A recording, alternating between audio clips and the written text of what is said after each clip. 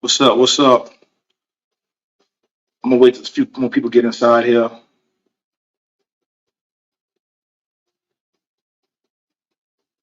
Yeah, man. What's going on, everybody? What's up? What's up? Yeah. Hey, was somebody come inside and let me know if y'all can hear me good or not? Let me know if y'all can hear me. Let me know if y'all can hear me when y'all come inside. If I'm clear or not. You know what I'm saying? I'll make sure I'm clear. Make sure y'all can hear me good. Put a one if y'all can hear me clear. There's no mic problems. I'll make sure ain't no mic problems. Make sure you put a one if you can hear me clear. Put a one if you can hear me clear if I'm not echoing. I'll make sure I'm not echoing before I get started. Let me know if you can hear me clear. Just check on everything real quick. Yeah, tonight I'm gonna break down the nightlife in Rwanda. Everybody, let me know. Put a one if you can hear me. Put a one if you can hear me.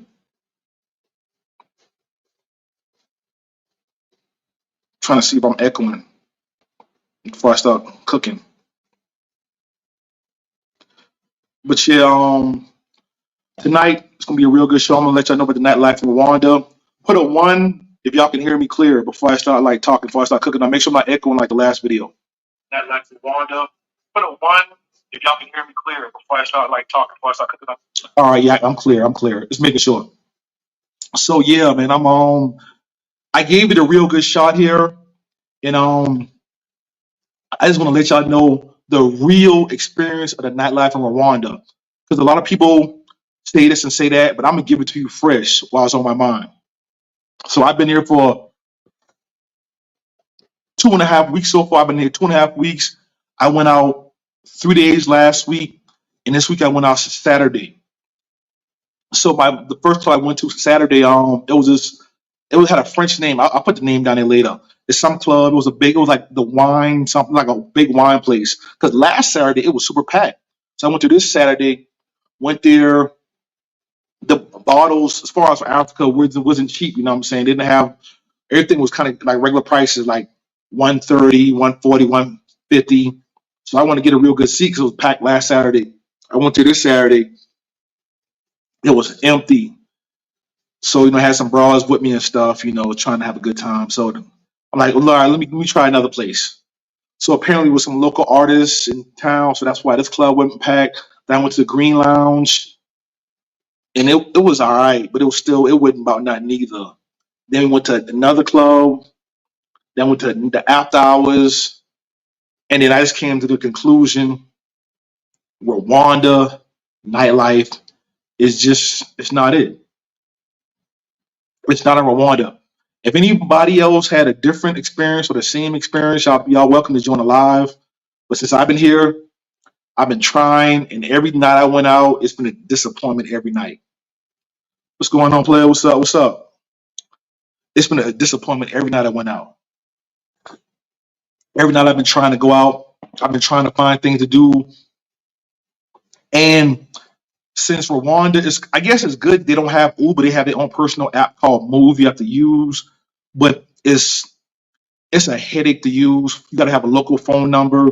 You can't see the driver coming to you. They always call you and ask you where you at. Like, I don't know where I'm at, bro. I don't know. I don't know. Like, look at the app. So moving around is like it's not easy. And if you don't use the app, the taxis will rip you off. They're gonna charge you 3 times as much. So like club hopping is a headache. So like as far as going out and stuff, I mean, I really want to. I mean, if you're here briefly, I recommend you try. But yeah, since I've been here, I haven't seen any packed clubs at all. And most clubs got more dudes than girls. And I tried, bro. I tried. I tried for y'all. I went out hard Saturday. I tried 4 clubs in one night. My first Friday I went out, I went to Universe. I went to Shooters. I went to Green Lounge, and I went to the Cadillac something. All empty, bro. Friday, all empty. And Saturday, where I go Saturday last week, I went somewhere else. So I heard Sunday is some place called Pella Pella or whatever. But by the time Sunday come, I'm just I'm like, whatever, I'm over it. I changed my flight. So I'm going back to Nairobi soon. Yeah, I might change my flight, man. Because the nightlife here has been a real disappointment. There's nothing to do. It's super boring. It looks like Medellin. It's pretty. It's safe here. Um, if you like, I mean, you can have company if you pipeline. It's a bunch of girls online. You know what I'm saying? They're easy to meet. You know what I'm saying? So that's pretty much it. That's all you can do out here. Um, there's nothing really going on. The lounges are like they're nice, but they're always empty. Or there's more dudes than girls every night I've been here. I'm talking about every night I went. I went out a lot of nights. I tried over and over again, except for Sunday. But apparently it was a big concert going on Saturday. I didn't know the last minute, so I was already at this club. I already had my bar already, so I couldn't just leave. So yeah, so that's pretty much it, man. Out here, I would say don't come out here for the nightlife. Do not come in for the nightlife. The clubs are not jumping. There's nothing to do. If that's what you're into, or just entertainment, there's just nothing going on. There's just nothing going on. It's peaceful. It's safe.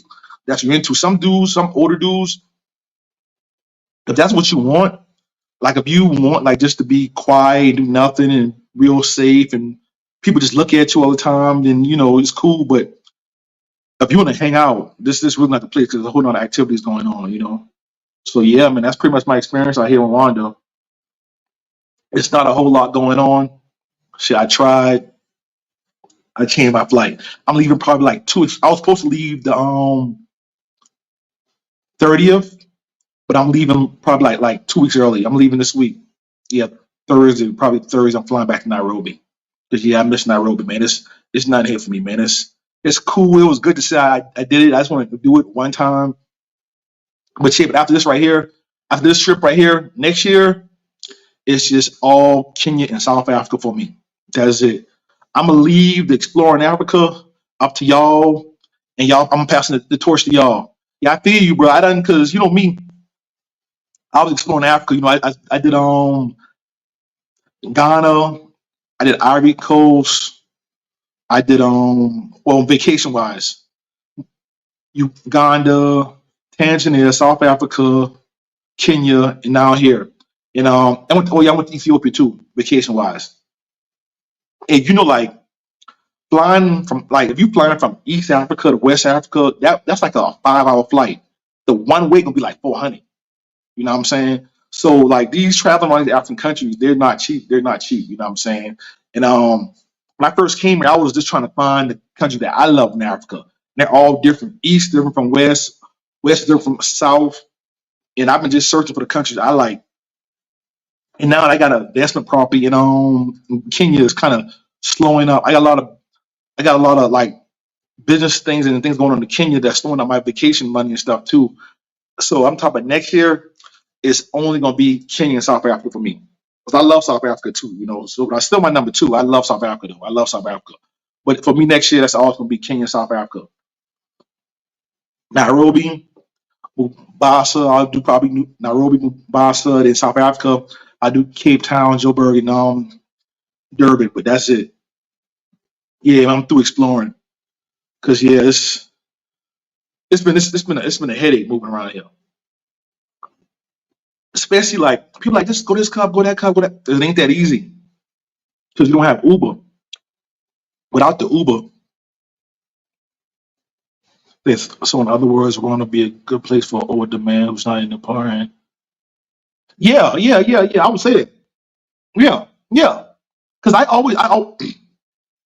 always tell people it's a country for everybody because I got like I got a network of people who love Africa, and we all love different countries for different reasons. All of us.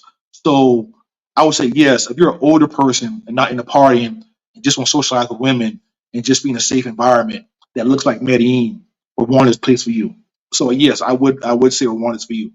And I wouldn't say like for some people, and I would say Rwanda is not bad to come for maybe over the weekend for like 3 4 days and go back to Kenya.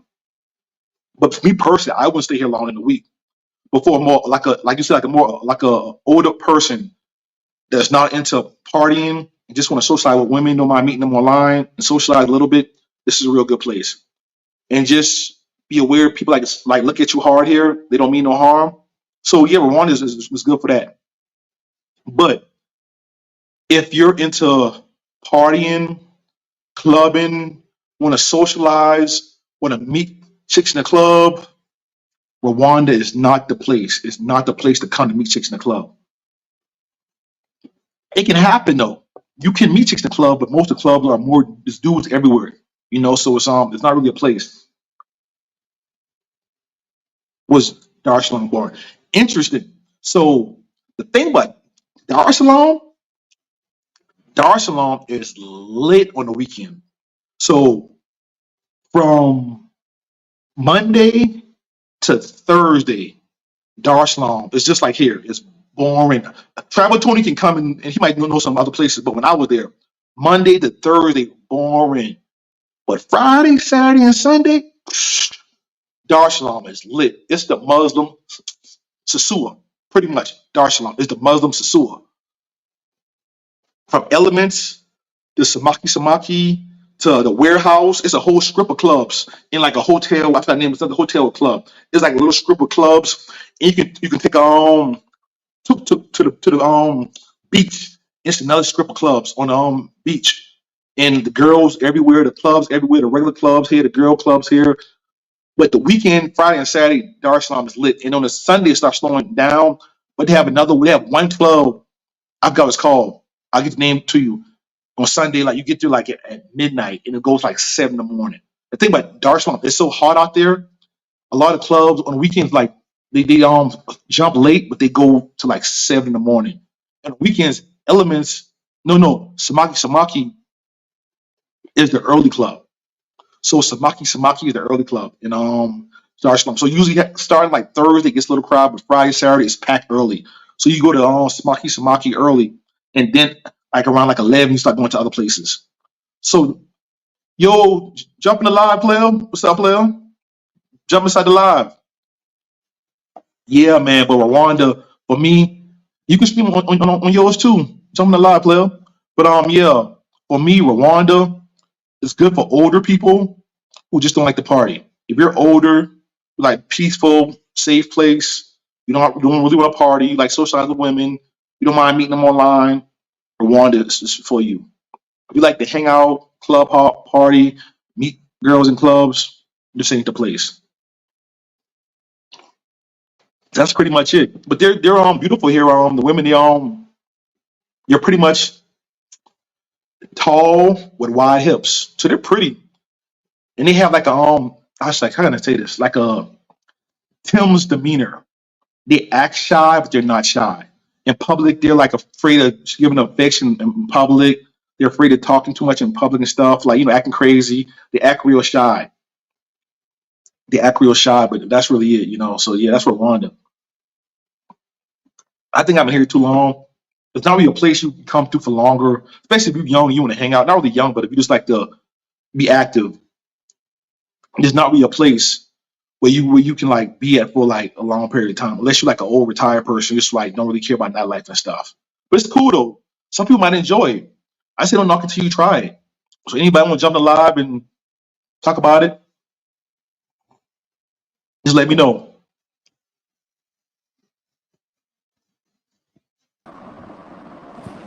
What's Yo, up, what's Lil? up? What's up? What's good, bro? Chilling, man. Out here in Rwanda. Just came my flight, leaving soon now. When you leave? I leave Thursday. Thursday. What's today? Today, Monday? Oh, you out of there? Monday, yeah. Yeah, I got a few days. Yeah, I was supposed to leave the 30th. I had to pay like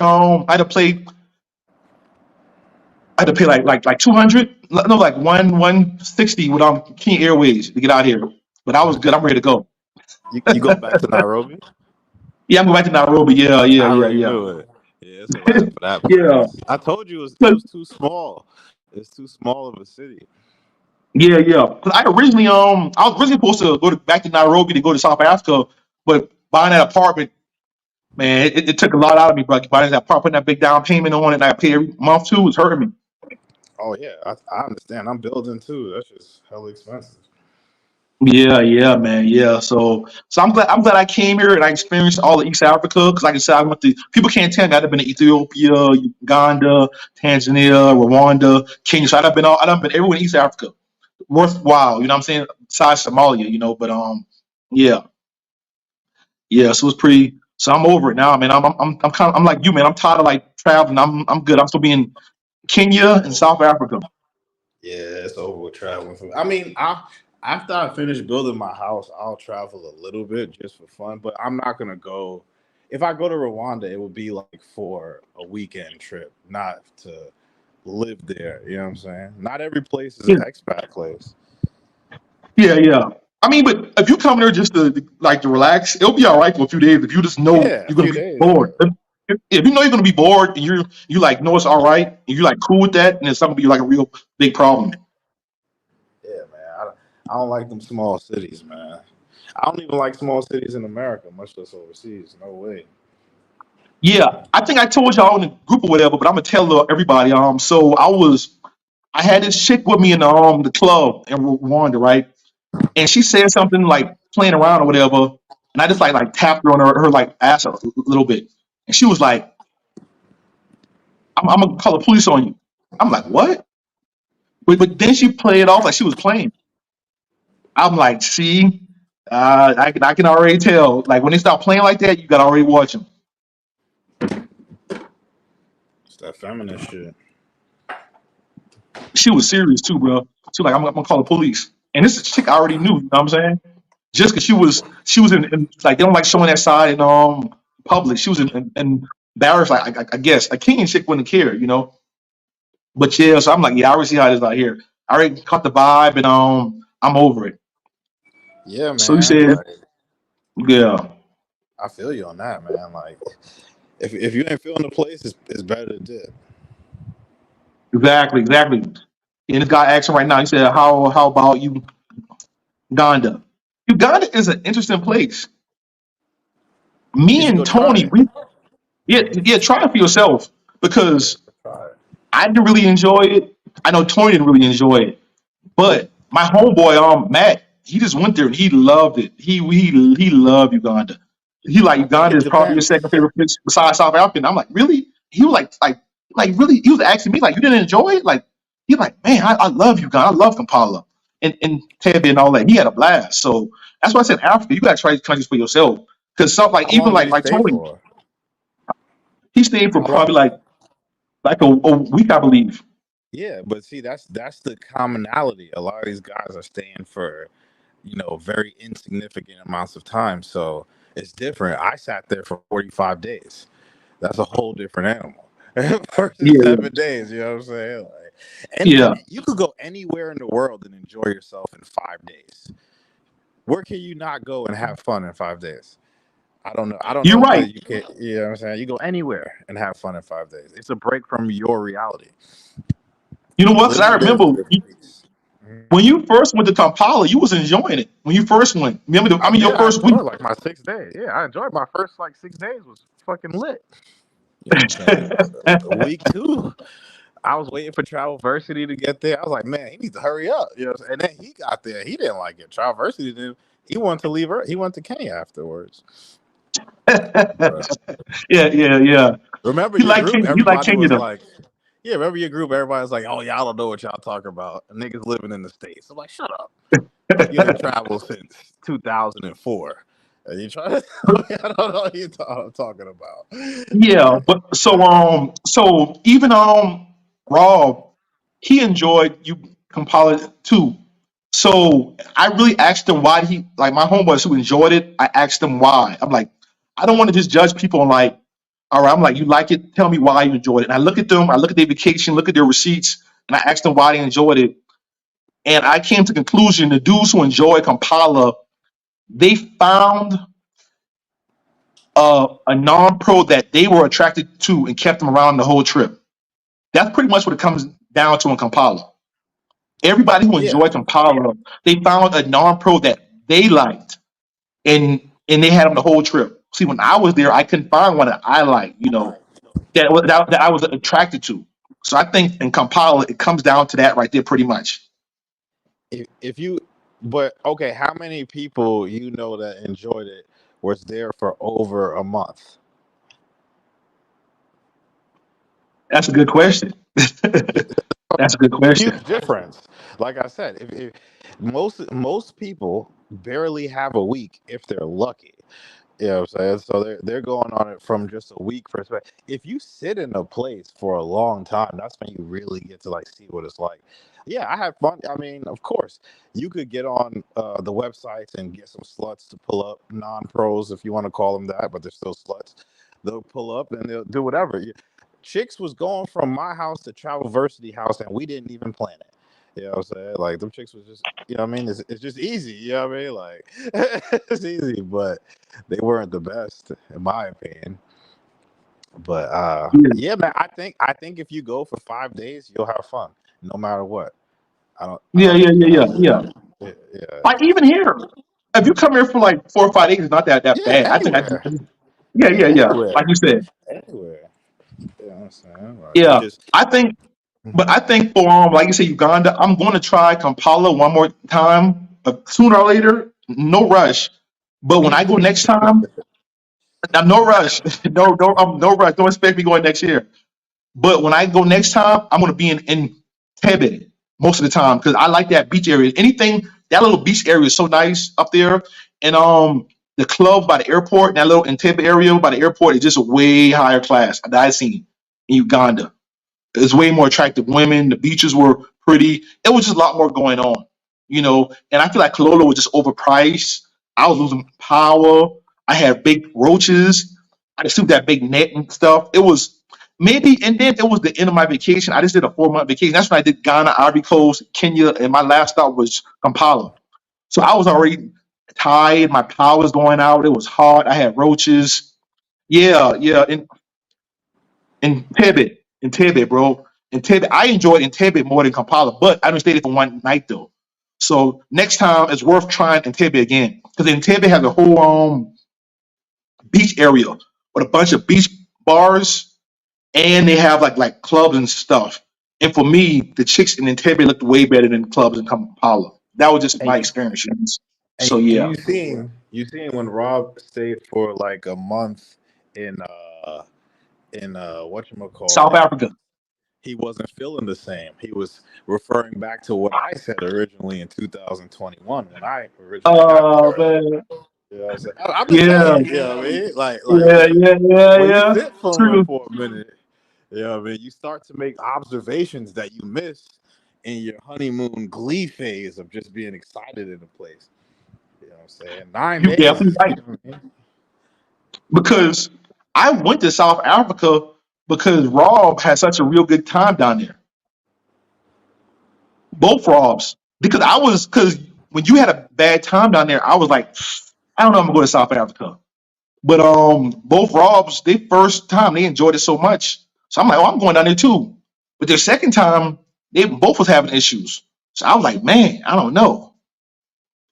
So yeah, it kind of changed. But you're right. The honeymoon after you stay somewhere longer, like the month, you can really see it's not gonna be the honeymoon stage is gonna be over after that.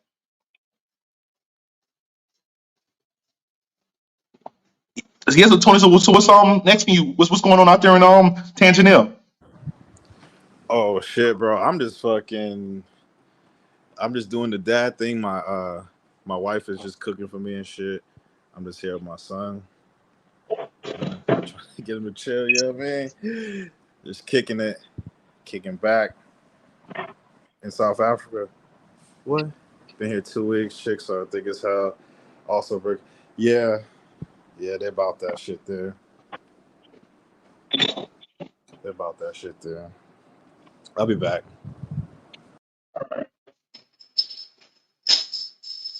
Yeah, but for me, and Tebe was cool. And Tebe was cool. Like you said, the honeymoon stage, Kampala, like I was saying, Kampala, for me, I didn't really enjoy Kampala, but I'm gonna try it again because when I did go to Kampala, it was like the end of my vacation. It was the end of my vacation. So I already did 4 months, and I'm talking when I do my 4 months is not like expats 4 months. Like Tony, he lives in Tanzania, So his 4 months is just like, I mean, he lives, so he's just like, you may party a weekend, you may do nothing. My 4 months is I'm drinking, I'm partying, I'm going out every night. I'm going hard every night. Every night I'm going, I might take 1 or 2 days off. So I go hard every night. So my 4 months is hardcore. So by the time I got to Uganda, I was kind of burnt out. So I'm gonna give myself a second try.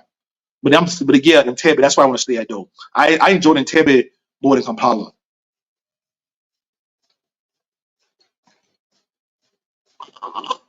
Mm, yes, sir. Bring your condoms. South Africa, bring your condoms. Bring your condoms. If you know what I know, I do another lot about that later. Yeah, make sure you bring your condoms to South Africa. But I'm gonna tell you something, South African women. They're the thickest natural women on this planet, hands down. I've been everywhere. I've been to the Latin Americas. I've been to the Brazils. I've been to Colombia. All them chicks with big booties in Colombia is fake. I love Colombia. I love Medellin. Look, let me get this. I love Medellin. I love Medellin. But all that's fake. That's fake. Most of it's fake in Colombia. Let's be real here. All right. But South Africa, they got the biggest natural assets I ever seen in my entire travels in South Africa. Natural, natural. Even the slim girls in South Africa got big asses. It's crazy. It's unreal. It's all natural too. So South Africa is the real deal. The only thing about South Africa, you got to realize it's a really Western place, but you can still find chicks that'll like cook for you, but they're kind of like American women. They're kind of like American women, but your money is worth more, and you get one cool point for being American. You know what I'm saying? And like you like mess with regular chicks. That's like the in Africa. I would say that's the easiest place to date chicks that don't want money from you. South Africa, hands down. It's the easiest place in Africa. But they got their own money. So you gotta know they're gonna be a little bit more Western too, because they got their own money too. So you just gotta be prepared for that. So it's you know what I'm saying? It's whatever you looking for. I was in many climbing for South. Yeah. I'm telling you, South Africa has the best natural audience, period. Period. Period. Number two, I would say is Tanzania, which I was surprised. And Tanzania is number two. Then I would say West Africa. With Rwanda, the women are more tall with wide hips here. So if you want a tall chick with wide hips, Rwanda is the place for you. South Africa has the best natural bodies. Tanzania is number two. And then South Africa has a bunch of red bones. South Africa has a bunch of red bones. A lot of dudes, I remember when I was first going to Africa, dudes asked me, any red bones out there? There's plenty of red bones. Kenya is a bunch of red bones. My girl's red in Nairobi. Tanzania got a bunch of red chicks. South Africa got a bunch of red chicks. It's whatever you want. Honestly, to be honest, I wouldn't say in West Africa, but I would say East Africa and South Africa. To me, it's harder to find a bad chocolate chick than it is to find a bad red chick. I feel like the bad red chicks be more around than the bad chocolate chicks. You know what I'm saying? It is rare. Maybe you got to catch them in Uganda, or you got to catch them in West Africa. With the super bad chocolate chicks, I don't really see that much in East Africa. I see more bad red chicks, to be honest. Yeah, man. If you like wide hips, Rwanda is the place for you. So it's different between like South African chicks have a big ass, Rwandan chicks have wide hips. So you know what I'm saying? It just depends what you want. You know what I'm saying? They call them South Africa got everything though. But I hear the chicks just have wide hips and they're tall hair. That's just like that's how they are.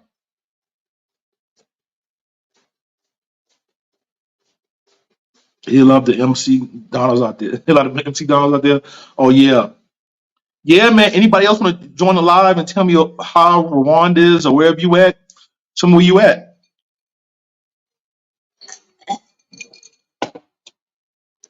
Or Traveling Tony say I don't have a welfare system. So, oh yeah, in South Africa they do. South Africa they have welfare and social services. So the girls they're not really like money hungry. Because some dudes, you like the girls, they don't want nothing from you. In South Africa, that might be the place for you. Because most of the, if, out of any other place I've been so far, like South African girls, they don't really, There's some that do when they want something from you, it's a lot. But a lot of them that ain't gonna want nothing from you in South Africa. You're not gonna want nothing at all. It's just like America. Our money is just worth more. Our money is just worth more out there. You know what I'm saying? So South Africa, like how Tony said, you got to think about Africa. Really makes you think what you really want. Like what do you really want? Because if you want a traditional woman, you're gonna have to deal with a more traditional society with the infrastructure not gonna be that good. It's gonna be a little bit more slow, a little less nightlife. The Western countries gonna have the better infrastructure. They're gonna be a little more Western. But the chicks gonna be a little more flyer.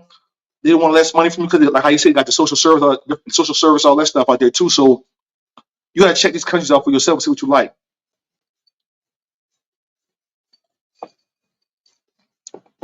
Yeah, check it out, bro. You and I think some dudes in these spaces be like,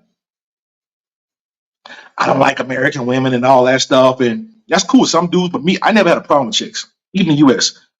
I travel, and chicks still love me in America.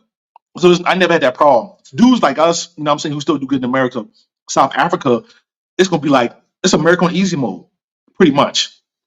But I would just say, just be aware of the danger element in Johannesburg. Don't be walking the CBD at nighttime, all that stuff.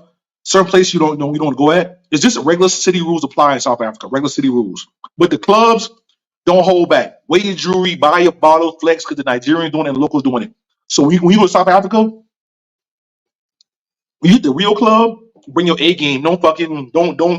Don't like bring your A game in South Africa in the real clubs. But as far as walking around at nighttime, be careful, and regular city rules apply. But South Africa's cool. I enjoy it. It's my second favorite.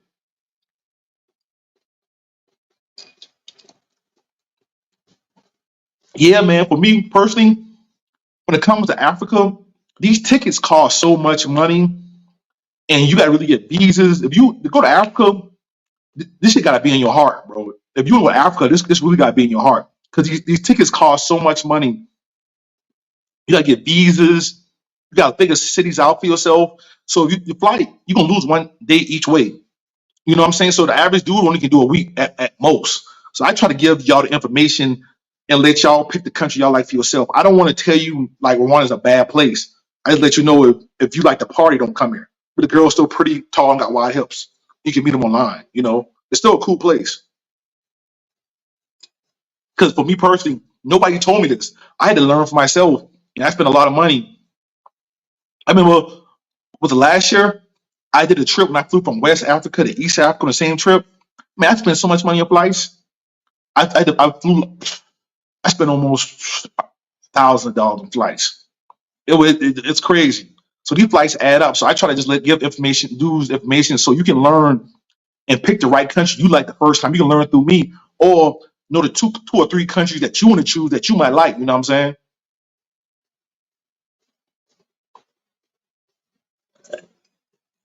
So wearing jewelry, I would say, I would say, don't wear your jewelry when you're walking around. Like it's not a place they robbing dudes in Johannesburg. They rob you in CBD. I wouldn't wear jewelry walking around. But when you hit that club at nighttime, wear that jewelry, bro. At nighttime, go all out. They pulling up in Bentleys, Lamborghinis, popping bottles, just like America. So in South Africa, in the club, bring your A game. In the club, don't hold back because local dudes, the Nigerians, they're not holding back. Them dudes got clubs in Soweto and Rosebank. Them dudes popping bottles like hard, just like America, but it's cheaper. Like you get a bottle of Hennessy for maybe like 120, something like that. They still going super hard. So I would say bring your jewelry, but don't walk around with it. But in the club, bring your A game, bro. In the club.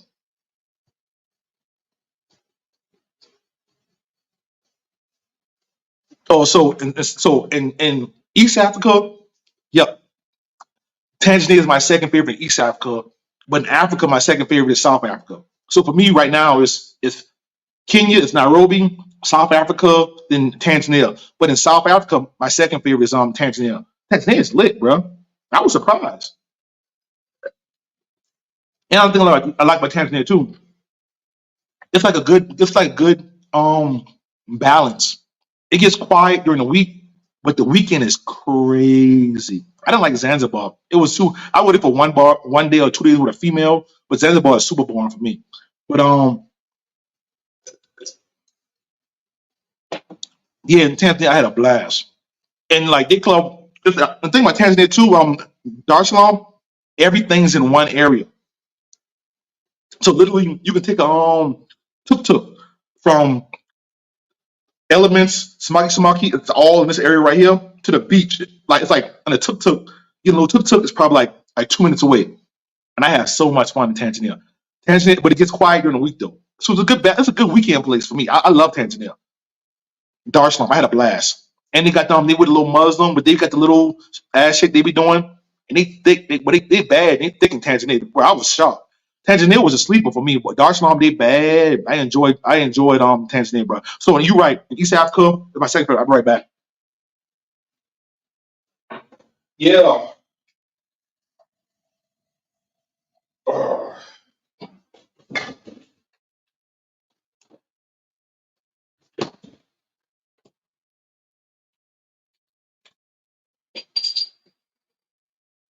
Need a refill. Yeah, need a refill. Yeah. But yeah, Tanzania is my second favorite in Africa. Oh, East Africa. My third favorite in Africa. Have you ever used the website Afro Introduction to Meet Women online? So yeah, I have. I have. I'll tell you how it works. So I've used Afro Introduction before, yes, but it's a lot of like Ghana scammers on there. So I just quit using it because you get on there and they'll all message you and stuff. I've met one or two chicks out there before, but how all the girls just keep messaging you and stuff like that. There's a lot of fake profiles on there. I think more the fake profiles are from like West Africa. So yeah, I used it before, but Tinder is cool, Bumble is cool. Just find out what's best for you. Tinder is cool enough for me. That's all you need. Tinder is all you need. And another thing too, before you go any place, 2 months, 3 months out, get on Tinder, pay, change your location, get your chicks lined up for you. So you get there, you don't gotta be in no rush to get no chicken. And your chicken, she'll probably be your tour guide. She'll show you around. She'll show you the clubs, show you here, show you there. Make your chick your tour guide.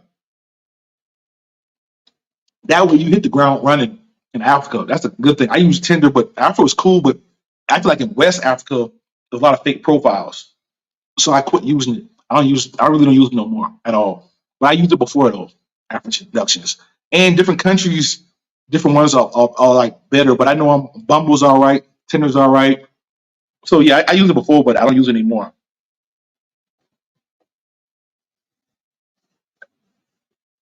Oh yeah, you're right. You don't need jury. You don't need jury. You're right. You're right. You don't need jury. You're right. You don't need jury. If you clean, if you a swaggy dude, they're gonna still. If you got your hair cut and you dress nice, that's all you need. But I was just saying in South Africa because it's like as far as like in Africa, the two places I've been in Africa so far that people really flex hard in the real clubs is Accra and South Africa. Because you can get chicks in South Africa just being fly, but when you go to the real big boy clubs in Accra or it's in South Africa, they going hard. So that's all I was saying because he was saying he was asking me could he wear his jewelry, and I know I tell every dude's a Medellin don't wear jewelry. In Medellin, you don't need it at all, and Africa you don't need jewelry at all either. But in Accra in South Africa, dudes going hard. So I'm not gonna tell the dude not to go hard because they going hard too. You go to Joburg, the Nigerians, they going hard, bro. They wearing all the designer clothes. They got the foreign cars. They going hard. So you know what I'm saying. So in Africa, you don't really you're right. You don't need jewelry, but in South Africa and in Ghana, I would say don't hold back. You know what I'm saying. Like places like Kenya, you don't definitely need Kenya because you just dress nice. You good. Ain't nobody really flexing in Kenya though. In Nairobi, people pop a little bottle here and there, but people don't give a fuck with that shit in Nairobi. That's why I love Nairobi. In South Africa, they be going hard, bro. I got some homeboys. They be going. They in the club. They don't be playing, bro. So I'm not gonna tell nobody not to wear their jersey if they don't want to in the club, but walking around, you definitely need it.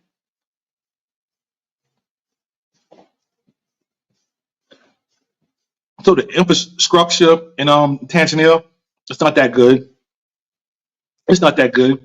But the truth of the matter is, if you're going to Dar es Salaam, you're gonna be in one area. I forgot the name of it. Somebody put the name in comments for me. But it's one area and everything's close. Dar es Salaam. To be honest with you, where Samaki at? Get your Airbnb and hotel around that area.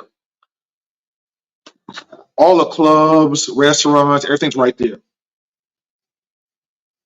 And Dar es Salaam is like one main area. You're not really going. It's like the Muslim Sasua.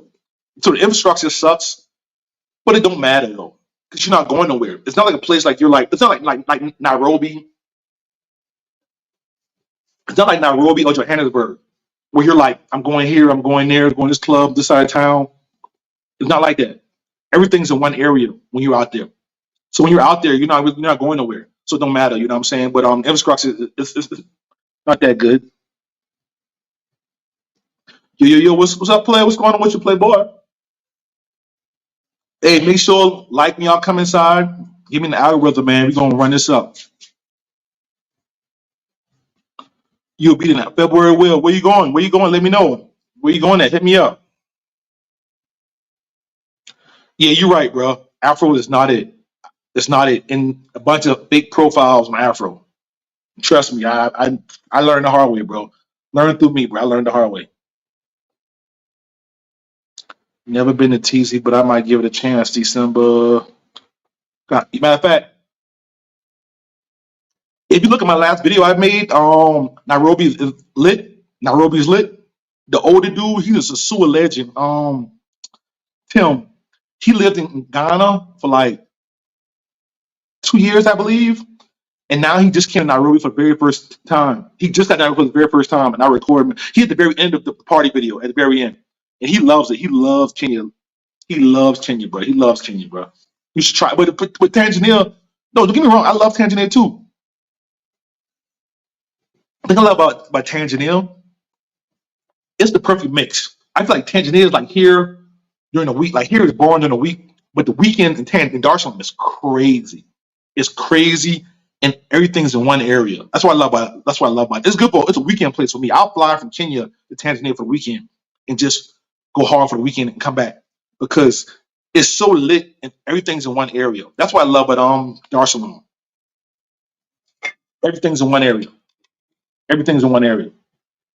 So yeah, check it out, bro. But just know during the week it gets real quiet. It gets real quiet during the week. But like I say, from Thursday to Sunday is really lit out there. Make sure you stay in the right area.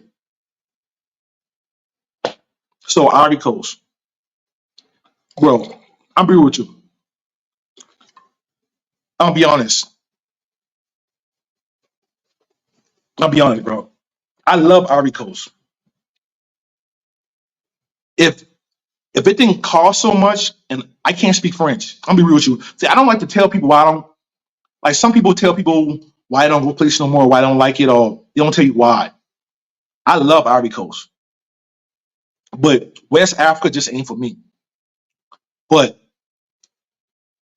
the language barrier is real, bro. They speak French. They bad, bro. When I say they bad, like they got that like that West African mixed with like Paris mix. And so they swag is like so original and it's so pretty. You talking that French shit. Oh man, I love it. But I can't speak French. And like it's not like going to Latin America where like people speak English here and there. Bro, nobody speaks English. It's real bad. It's so bad, bro, that all the English speaking people are like all friends. Like, I had Nigerian friends like that because like we don't people can speak English. It was easy. Like we were more like closer because nobody spoke English. Nobody. But Ivy Coast was so lit, bro. The script clubs was lit. They had pickup clubs everywhere. Let me tell you, I was in zone four, right? I was in zone four for a whole month. My last like week and a half there, I'm like, why these places got red lights in front of it and girls sitting out front of it? It's like it's a regular shopping area, regular shopping area, like shopping, like regular market area, regular market shopping. And like at nighttime, a red light will come on and girls be sitting in front of it. I'm like, this is weird, bro. I'm like, what? So I walked in one just randomly. I went there. I'm like, this is a brothel. Then I'm like, oh, so I just want to see what it was. I walked outside. I saw another one. I saw another one. I'm like, oh, snap. I'm like, I've been here a whole month. I didn't realize, bro. It was brothels everywhere, bro. They got pickup clubs. Ivy Coast is crazy. It's a different. It's like going to. It's like going to like a sexy Ethiopia. 'Cause I love Ethiopia. It's just too religious for me. It's just too conservative. They're beautiful, but they're conservative. I've dated Ethiopian chicks before. They're just too conservative for me. But Ivory Coast is like Ethiopia that don't speak English, but they're more what's the word? Sexy. But they don't like in South Africa. They dress like American girls. They're fly in South Africa, but they look just like American girls. Ivory Coast, they be swaggy. They be like sexy, but it be like some French mixed with African. Like you're like, man, you be looking at her, that shit look nice. Her own swag, you never seen them before in your life. So that's why I love Ivory Coast. But like how I say, it's not cheap there for one. And that flight from East Africa to West Africa be like $400 one way, bro. It ain't worth it, bro. You know what I'm saying? But I love Ivory Coast. So besides that right there, I tell you why I love Ivory Coast, but the language barrier and it's too much already. I'm building my life in Kenya right now, and I love South Africa. There's just too much going on over here for me to go over there too. So I'm gonna need one of y'all to carry the torch for Ivory Coast and report back, bro. I'm gonna need one of y'all to, you know what I'm saying, to do that for me. But I can't do everything, bro. Africa is too many places. I can't do it all by myself. That's why I share information with y'all, you know what I'm saying? And don't forget the super chat, you know what I'm saying? If y'all like the content, I'm gonna give it up. This information, you know what I'm saying, took a lot of money, took a lot of effort to get this information. Jury is not. No, you're right. Nah, it's not. It's not. You're right. You don't need no jury nowhere. You don't need no jury nowhere. Nah. I was just saying in South Africa, don't be afraid to give it up. Go hard in the club. If you want to do it in the club, do it. I would say don't walk around with it, but in the club, you want to do it, do it. But you don't need jury nowhere though. You don't need jury. But in South Africa, fuck it. In the club, give it up, bro. Don't be afraid because they're going hard too.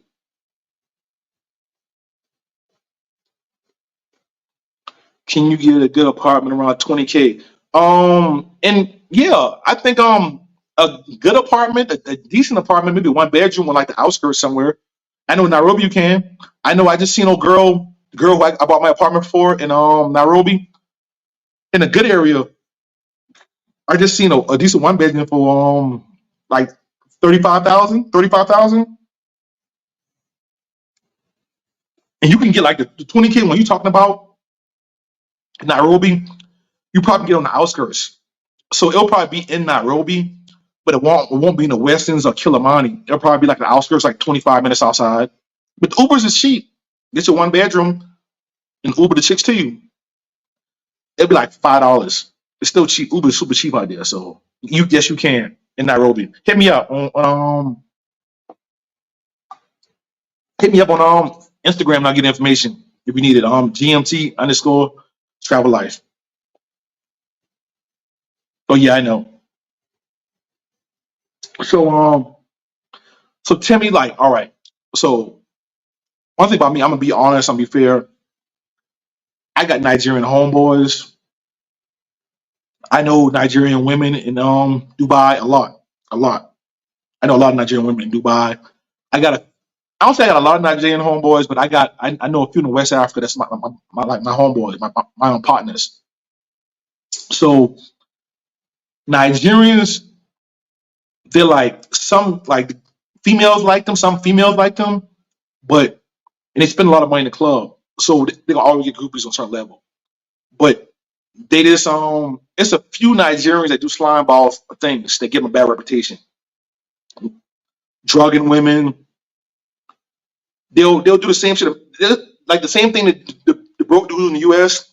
They'll go hard one night, spend a lot of money, like smash a chick, and like 2 weeks later, he don't got nothing. You know what I'm saying? You know what I'm saying? A lot of apartments in Nairobi won't. Some apartments won't rent to Nigerians. They live in a certain area. Some apartments won't rent to Nigerians. But I I know enough. It's some cool Nigerians, but it's a few of them that give them a bad reputation in Dubai and Kenya and South Africa. Honestly, there's a few of them, but they do spend a lot of money in the club, so they still get love on a certain level. They just like the broke, just like the hood dudes in America, but they just do it over here. That's why I tell people we gotta protect our reputation. We gotta protect our reputation out here, because Nigerians they act like dudes in America. They spend a lot of money, then they go broke. You know what I'm saying? And then they be getting girls on drugs and stuff in Kenya. So a lot of girls don't like Nigerians in Kenya. A lot of girls don't, but a lot of girls still do because they like the dope boy, the scammers. They spend that money fast when they have it, so they get love too. But just on a female level, besides that, they be getting a hard time. So they do have a bad reputation in Kenya, but some girls still do like them though.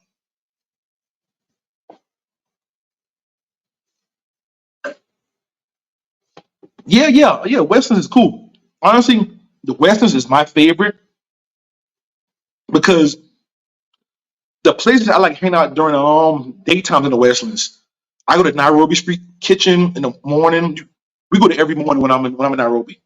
When I'm in Nairobi, Nairobi Street Kitchen every day. We did like around like 10 a.m., 11 a.m. Just getting breakfast, relaxing, people chilling with the whoop.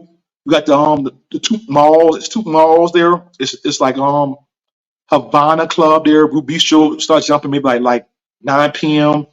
You know, it's cool. But some people love Kilimani because it's like the upscale suburb. The big clubs are in Kilimani. But yeah, the big clubs in Kilimani, but you get you'll get like a bigger place for cheaper in Kilimani.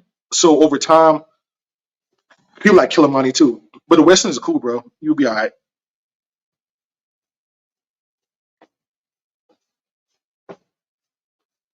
Oh yeah. I already did my Rwanda review. It was pretty cut and dry, bro. It's pretty much I'll do it one more time for you. Rwanda women, they're beautiful. Tall, wide hips, they act shy, they're freaky, but they're very hard to approach in public because they're afraid what people think of them. It's easier to meet them online to approach them. The nightlife is whack. Most clubs have more dudes than girls. If you find a packed club, you're lucky. It may be on Friday and Saturday, it might be one or two.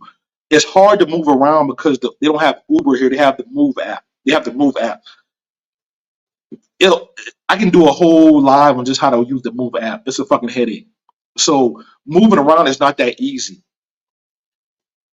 But you can get chicks if you want chicks. So it's a good place to relax. It looks like Medellin. It's a good place to relax and get chicks online and just relax and just hit a restaurant with your chick. But if you're in a club, it's not the place because the nightlife is whack. It's more dudes than girls in clubs. But some clubs be lit some nights, but you gotta catch it though. The thing is, you gotta catch it certain nights, certain club. But I never caught it. I caught one club packed once, not this Saturday, last Saturday. It was packed. So I thought it would be packed the next Saturday. It was empty the next Saturday. So here you never know. But the girls look pretty, they tall, wide hips, they act shy, but they're freaky. You gotta meet them online. Pretty much. The nightlife is whack. So that's pretty much it. But it's cool though. It's good for 3, 4 days though. It's cool. It's cool. It's peaceful. People like to look at you hard. Don't take it the wrong way. That's just how they are. It's cool. The dudes are cool. They like to look, but everybody's cool. They don't mean no harm by it. So it's cool though. It's a vibe. I enjoyed it, but I just stayed there too long. Pretty much my Rwanda review. That was the club I went to. I last Saturday was packed. Last Saturday was packed. Yeah, you're right. That's the club I went to again. It's got a French name. I can't pronounce it. It was a French name. So last Saturday it was super packed. I went this Saturday like I'm a ball out of here because the boom, boom, boom. I have a bottle already, everything, and it was empty because uh, uh, um a local artist had something else going on. So the nightlife here is so small. You have to catch where everybody's at that one night. You know what I'm saying? So not this Saturday, Saturday before last, That club was crazy packed, and I got to like 1:30, won't let me in because it was over with, and the club closed at 2 a.m. here. At 1:30, something letting you in on like somewhere around that time. But I got there too late, but it was packed. This weekend it was empty. But yeah, that's that club too. That's the club I went to. So after that, I'm like, man, I'm over this shit, man. I'm over it, bro. I'm done even trying.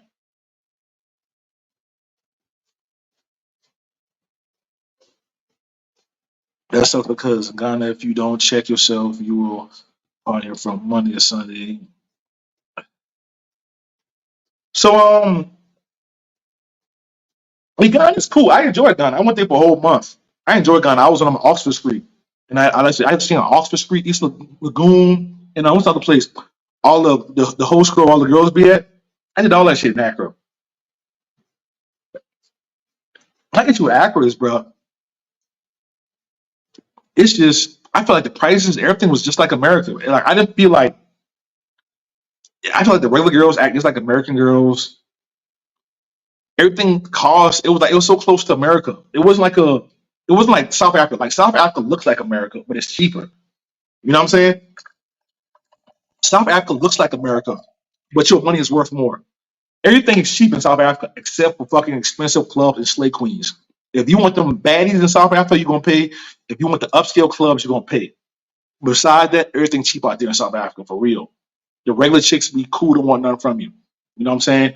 If you a fly dude. In Accra, it was cool. I partied too, but when I was out there in Accra, bro, I didn't really see a big. It was just like America. The prices. That was the only place in Africa. A club refused me to go inside. They said I wouldn't dress right. Like they had like a dress code or something. Yeah. So I was like whatever. So that's why Accra wouldn't want for me. It's cool. It's peaceful. Welcome home. And they let you know you're not from Accra, bro. They like Accra, like Ghana, that welcome home stuff. It's cool, but when I was there, the only places, most places you're the local homeboy, and they always want to use you or ask you for stuff. You're the local, like a local homeboy. Kenya and South Africa, the only place in Africa that I got real homeboys. That bro, what's up? Kick it with me, like meet me at the club, let's hang out, or like invite me to like a birthday party, a house party. That make you feel at home. Because don't get me wrong, I love hanging out with y'all when y'all in the city, but for me to feel at home, I need local homeboys. Even if I don't want to feel like hanging out with them all the time. I need local homeboys. In Kenya and South Africa, only place that the local dudes they rock them heavy. South Africa they don't like Nigerians though. Honestly, you know what I'm saying? I got Nigerian homeboys too, but South Africa they don't like Nigerians. But I got local homeboys in South Africa and Kenya. And they cool, So it's like, yeah, man,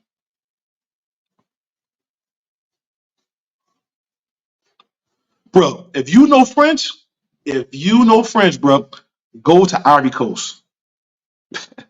Stay in Zone 4. Hey, my go-to club was Club Alizé. Club Alizé. If you can speak French, go to Ivory Coast. Let me tell you,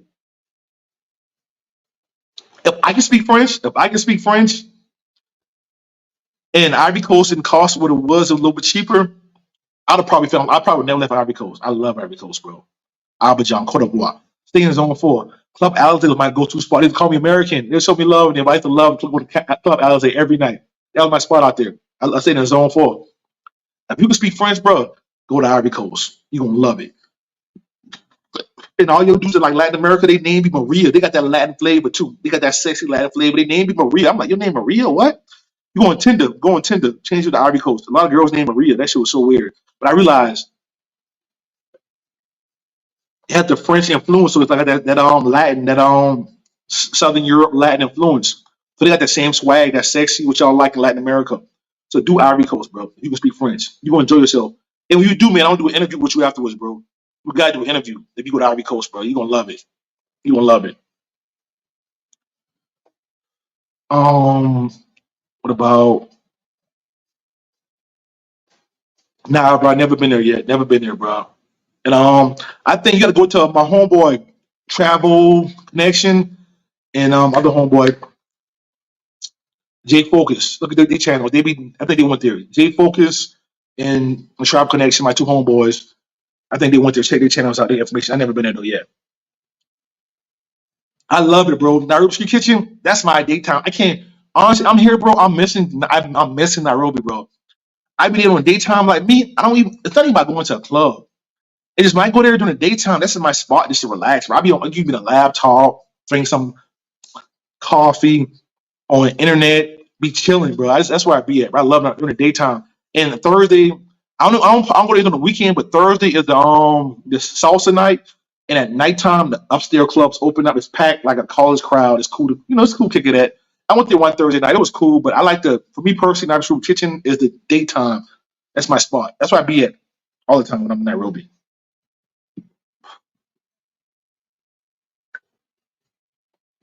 So I have used the eSIMs yet, but I get a sim. I got a sim for every country I go into.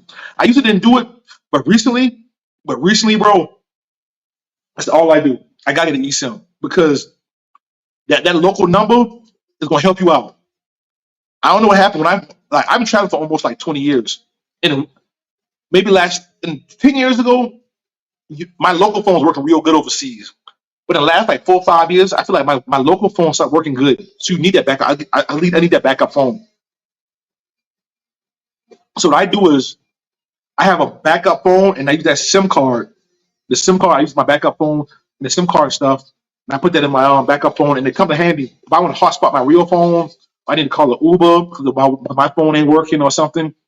Do that. But let me know how the eSIM work for you. I never use it. I got it on my new phone. I never used it before. But I always get a local SIM. Always. That's the first thing I do now. I don't care what country I'm in. I don't care when I land. That's the first thing I do. I stop in the airport and get that. I need that SIM card. That's like from experience, you will need that. That backup phone with the SIM cards, you need that, bro. You need that all the time. But I'm gonna stop. I'm gonna try to eSIM one time though.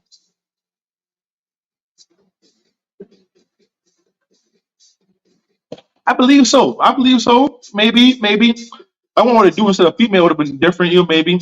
Well, in Rwanda, maybe. You know what I'm saying?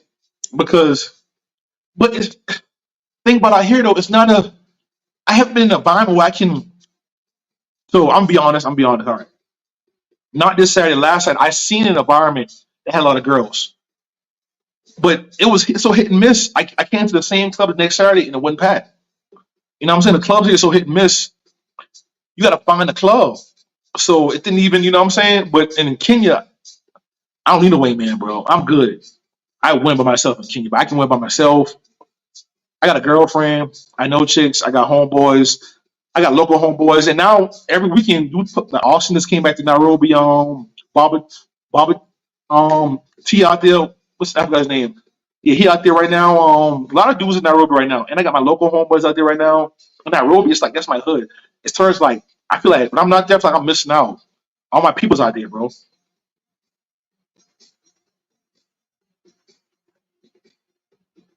Which which city you talking about? Which city? Which city? And I'll tell you exactly. Because the African cities are totally different. Like South Africa and Kenya, I'm good, bro, because I understand how it works. Let me tell you about South Africa. I love South Africa, bro. Well, when I went to South Africa last year, I only was in Durban and Johannesburg. So let me tell you what they do in the real club, the big boy clubs in South Africa. They they let all the girls in free early. So the girls get to like ride 9, 10. It'd be a line all girls. They get them in for free, and then they give them like free wine, like cheap wine and shots, cheap shots or whatever. So all the girls in there being there free. So at the club, you gotta buy a section, bro. When you buy a section, it's girls they acting normal. I'm like, oh, oh, all the girls with cheap wine ain't really available. We the section, just tell them to come in or tell the security that grab me some girls, and they'll bring them to your section.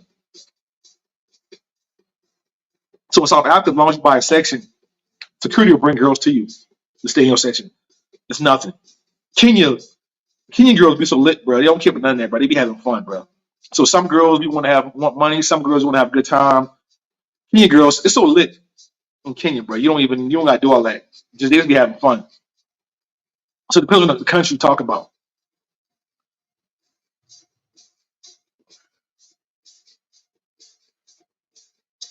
Yeah, Ghana, they all think in Ghana. But guess what? They ain't as thick as South Africa and not as thick as Tanzania. But they think in Ghana, I give them that. You have to think in Ghana. You have to think in Ghana.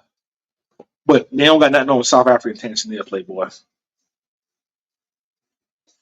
So Ethiopian women, they're beautiful. They're beautiful. They're traditional. In Ethiopia, bro, Addis Ababa is no in between.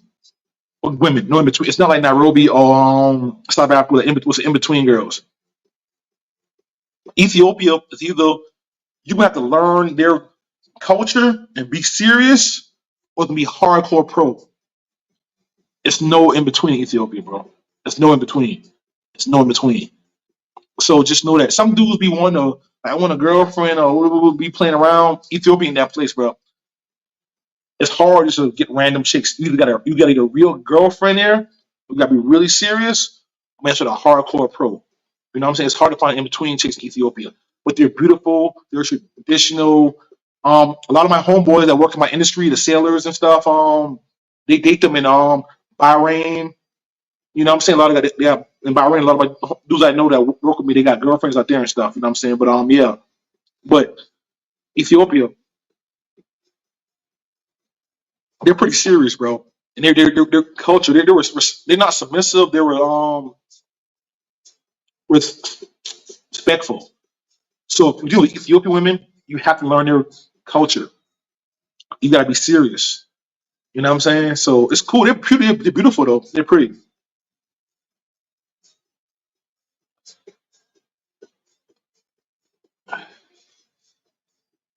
Have you been told to yeah, of course, bro. I'm from down south, bro. They can't fucking understand nothing I say, bro.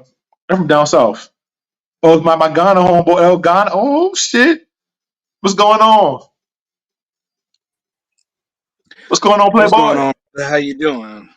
Chilling, man. Chilling, man.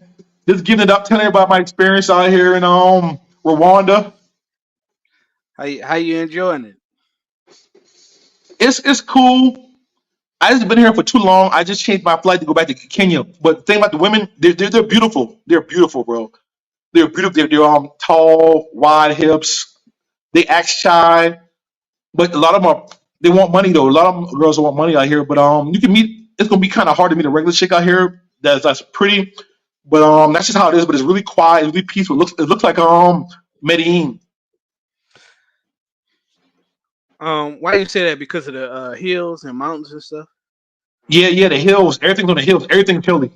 It's honestly, I feel like it's more hilly than because even in Medellin, I feel like it's hilly when you're like when you go in certain places. Here it's hilly everywhere, and when you just drive and you just see the hills and like the buildings on the hills, it's real hilly out here. Yeah, I agree. I agree. I think to me, Rwanda is the country that I've seen seem like the most hills and mountains I've ever seen. You know what I'm saying? Because even in Ghana, um, they have a lot of hills. Like where I lived on top of the hill. You know what I mean? Like once you get outside of the city proper and you kind of go into the more the outskirts of different regions of Ghana, like it's crazy hills and mountains. And even though I was only in Rwanda for like less than a week, like it's way more hills and mountains out there than it was in Ghana. You know what I mean? And definitely more than Medellin. Cause I mean, I've been back and forth from Medellin this year pretty much. You know what I mean? I've been out there probably about 3 months cumulative between all my trips. Um, and I might go back before I come out to Africa. You know what I mean? So, but I listened to a little bit of what you were saying, and I pretty much agree, man. It's Rwanda seems probably to me it's more similar to Ghana than it is to like Kenya and South Africa, meaning like from what I've seen, it's kind of more conservative and more it's more cut and dry, more black and white. Meaning, Yeah, yeah, like in Rwanda, most chicks are either pros or they're like regular chicks.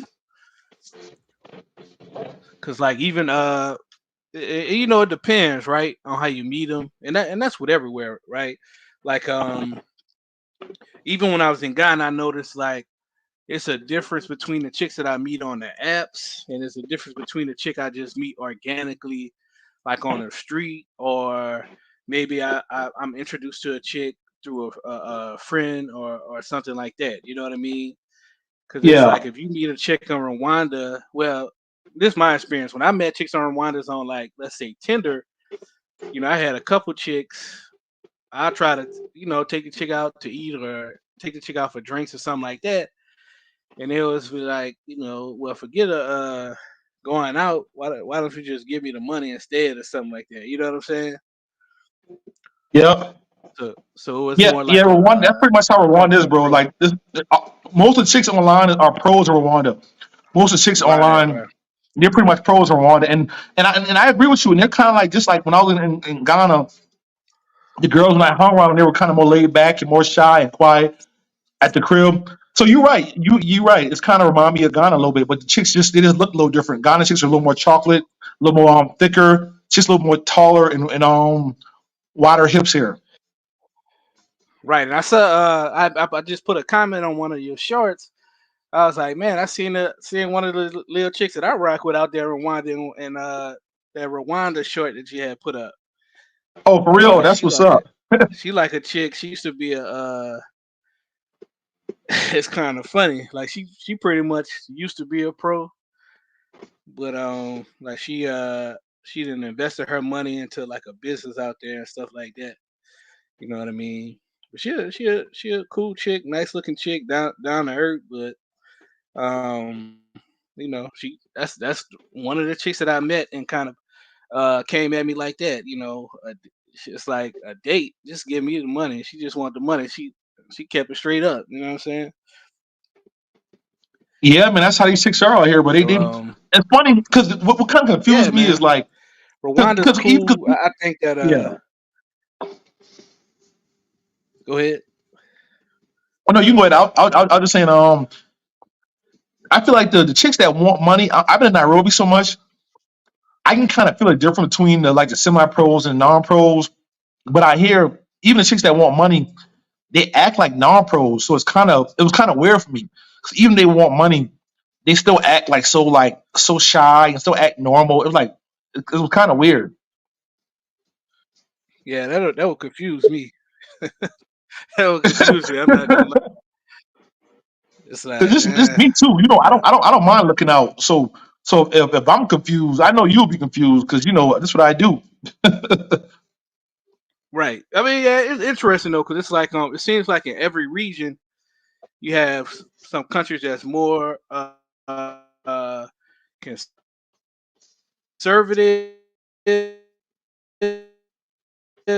and some countries that's more liberal.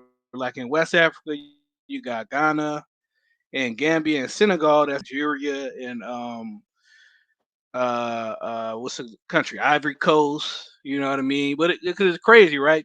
Like Ivory Coast, the largest tribe for both of those countries is the same tribe, which is the Khan peoples.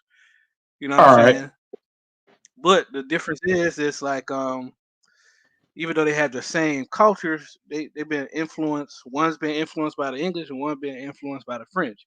You know what I'm saying?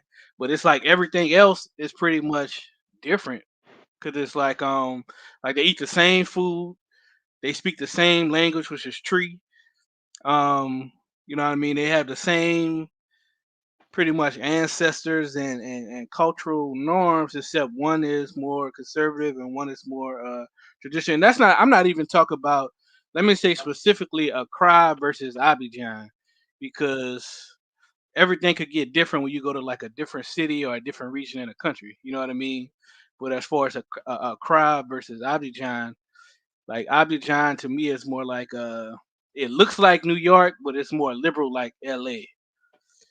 You know what Yeah, I'm yeah, yeah. saying? That makes sense. Yeah, Abidjan is surrounded by water. They got a lot of skyscrapers out there. You know what I mean? And it's surrounded by a lot of water, so it's kind of island. It's like kind of like an island type thing, like New York City. But it's the only thing is that the women out there are a lot more not conservative, more liberal. But Rwanda, it's interesting, man. I don't know if I could live there long term, or if I did live there, it'll be like, once I have a family and I'm raising kids or something like that. Something like that, where it's like, okay, I want my family to be in a controlled, more conservative environment. You know what I'm saying? So I'm not worrying about, my kids going into that old liberal stuff. You know what I mean? Hey, you right. Uh, You right. This would be a real good place to raise your family at. I agree. I agree. but as far as right now, I don't know. But I enjoy it. Rwanda, they got a cool art scene out there. You know what I mean? Cool art scene, museums and stuff like that. But it's just so that's the biggest thing about it. I think that's the biggest drawback is I guess it's super small. Like it's probably the smallest country in Africa, or one of the smallest countries. In the population is very small compared to a lot of the other countries. You know what I mean? So it's like when you have a small population anywhere, it's gonna be less stuff to. It's gonna be like a lot of less stuff to do as far as entertainment and nightlife and stuff like that. Yeah, man, that's how I'm feeling now. Cause I said I kind of enjoyed my first week, but I think I just been here too long. So I just changed my flight, and I'm leaving Thursday. I was gonna be here Oh, all okay. month, but So you I was so gonna so be. so you shorten your trip?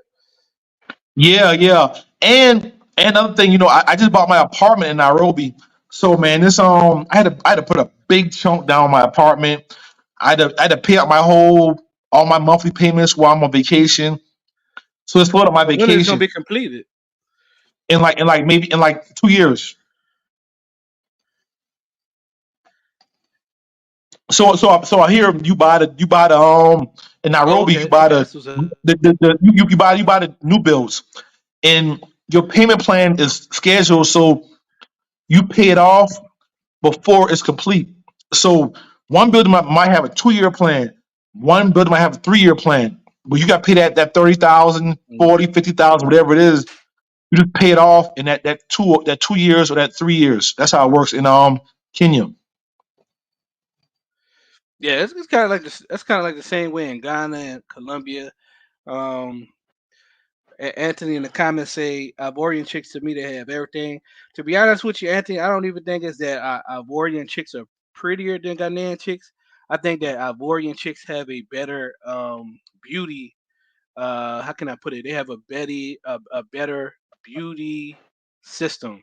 What I mean by that is like if you travel a lot, you'll notice like there's a difference on how different women from different countries like do their makeup and their skin routines and stuff like that.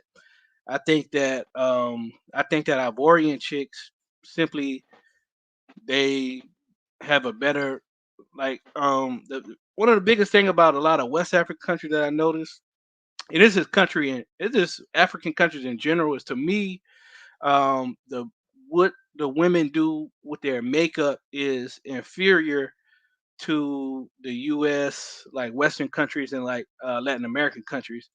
That doesn't mean that just means that they're not as educated on like what the certain techniques that they use to enhance their looks. You know what I mean? And I think that comes from their French influence. Because even in Senegal, when I look at Senegal versus Gambia, it's kind of like the same situation where they have a lot of the same tribes, but Yeah. Senegal was controlled by the French, and Gambia was controlled by the English. Even with Senegal, the women out there to me have a better beauty routine than the women in Gambia. You know what I mean? Like if you look at it, you really think about it, and you start doing comparisons and trying to figure out like why does this person look more attractive? You know what I mean? I think you'll really come to the same conclusion. Like they just part of their sex appeal is what they're able to do with makeup and their skincare routine and stuff like that. You know what I mean? That's Bro, my I opinion. always, I'm gonna cut you off, but I always been saying that, bro. And people, I always get pushback when I say that. Like, like this, the Ivory Coast chicks, they got it because they got a French influence, and South African chicks got it too. Like Kenyan chicks, they're kind of like catching up. They're almost like they're picking up speed. They're getting there. But like South Africa and Ivory Coast, some of the best I've seen in Africa so far. Right. And that's like, so it's like when the more you live in the country, the more, well, for me, the more I live in the country or the more time I spend in the country, the more little nuances and stuff that I notice that I don't pick up. Like, for example, right? I've been in Colombia this year more than I have been, right? And I'm Yeah, noticing the difference between different cultures within Colombia. Like most people, they go to Colombia, it's like, oh, Colombian women are beautiful, but I'm noticing there's a difference between the Paisa culture versus the Caribbean culture out there in, on the coast in Cartagena and Barranquilla and all. I'm just noticing all of these different nuances on how the people look and how the people behave, different type of food they eat, and it's because there's different cultures within that same country. You know what I'm saying? Like most countries, um, it's a diversity of different tribes that have their own little, nuances within them. You know what I mean? And if yeah, once you stay there for a while and you get the experience, you'll notice like, okay, like in Ghana, like you'll notice a difference. Okay, this chick is a Khan, that chick is Crow Crow. This chick is some other tribe that I can't think of right now. Like this is one tribe that's in Ghana, Nigeria, and Togo and Benin, and a lot of these chicks be just super thick. I'm talking about like Ghanaian women are already thick, but like these, if you're gonna put a group of women that's gonna compete with South African women as far as thickness, like this particular tribe would be it. You know what I'm saying? Like they all would right, I be the hear you. ones that you would, you know what I'm saying? But then if you go and look at the trying to think of the name of the tribe, the Hausa tribe, they're nomadic. They're in a bunch of different countries, and most of their women are Yeah, more of a slim build. You know what I'm saying? They more all have right. a build that's more comparable to like how white women are shaped. You know what I mean? Where they're slim, they might be a little taller. Da da da da. So you start to notice all this little stuff. You know what I'm saying? Yeah, I feel you Yeah, because in West African wigs are terrible, bro. Even in the U.S. Even the Nigerians in Houston, they be having money and they be having some terrible like stiff wigs. You know what I'm saying? I don't know what it is, man. I don't know what it is. 'Cause I seen a chick in Houston. This chick was driving a C class, you know what I'm saying, Mercedes, and her wig was terrible. Like it was like a brand new car. Like I don't get it. I don't know. yeah. Going back, you was talking about tribes. In Kenya, the thick tribe is Lu. Lu is the thick tribe, and then they have another tribe that has like the tall chicks. So most of the tall chicks be from this one tribe, and most of the thick chicks be from Lu. So yeah, you really learn a lot of stuff when you like spend a lot of time in a place. Yep, yep. And it's like the more time you spend, the more stuff Corey say wig equals disqualified. Well, shit, man. Don't look like you're gonna be dealing with too many African women, man. You gonna have to go to Ethiopia for that, bro.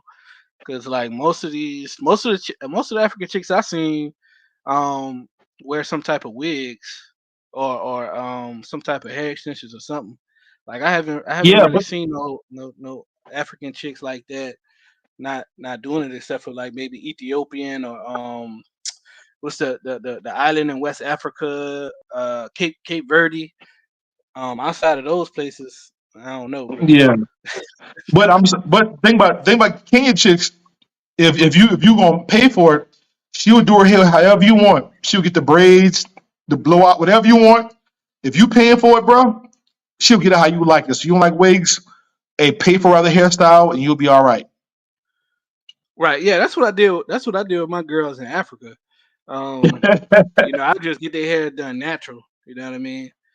And so that's what I do with my girls in Ghana. I was like, I mean, I don't really trip over wigs as much because there's so many women that do it in Africa. And look, he said the good in the comments say plenty of natural hairstyles in Africa, maybe not so much in West Africa. Bro, I got homies in West Africa too. GMT is like the fourth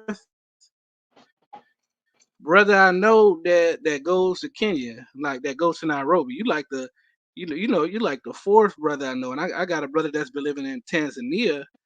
Well, I got well, we know we got a mutual friend in Tanzania, but I got another brother that's been in Tanzania since 2020. So I got a lot of Yeah. brothers in East Africa, and they say the same thing. Most of the women wear wigs and stuff. You know what I mean? Yeah, man. But just like Hotman, you saying, if the wigs irritate you, for me, I feel like I don't care if it's a wig. I just don't want to look at it and can tell it's a wig. That's the only time I'm irritated. I don't care if it's a wig, but it shouldn't look like a wig. You know what I'm saying? And if you don't like it, especially in Kenya, hey, you pay for a hairstyle, and she'll get my girlfriend. She'll fix her hair however I want. However I want her hair, she's gonna do it. No questions asked. She be like, when you want me to change it, and you paying for it, and that's it. Conversation over with. Right. And I will say this. One of my exes from Ghana, who is like a bad little petite chick, she was an influencer, social Yeah. media influencer. She wore wigs, and she actually her wigs actually look like wigs in America. Like they were high quality wigs. I never really asked her about like, okay, how did you get them and stuff like that? Why we never had a discussion about it, but like her wigs, you see, it'd be like them joints be on point. Like and it accentuates her outfit and stuff like that because she real into fashion and stuff like that and all that type of stuff. So for me, wigs used to bother me a long time ago. Like I was in a bro I was in the pro black community for like 15 plus years. So when I was like super militant and stuff like that, I didn't even deal with chicks with wigs or hairstyles. All the chicks I used to date were 100% natural and all this type of stuff. You know what I'm saying? Back then, it would be a problem for me. But the last 8 plus years, I really don't care about it as much. As long as it looks nice, and as long as you're not looking crazy, like having a crazy color, or you looking like a white chick, where you got you dark skin with a super blind wig or something like that. As long as it ain't nothing crazy like that, I don't really care about it no more. You know what I mean? As long as it just look good. You know what I'm saying? Look good.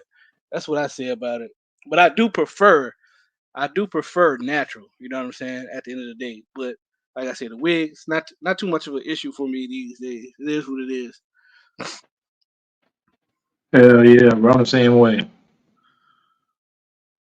What's the guy right say? Is it okay on different because my girl's from Kashmir? I don't know what that place in Ghana he talking about.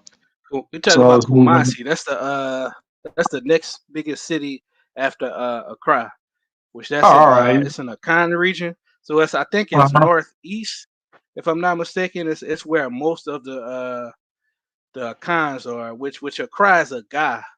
The the Ga tribe are the ones that founded Accra.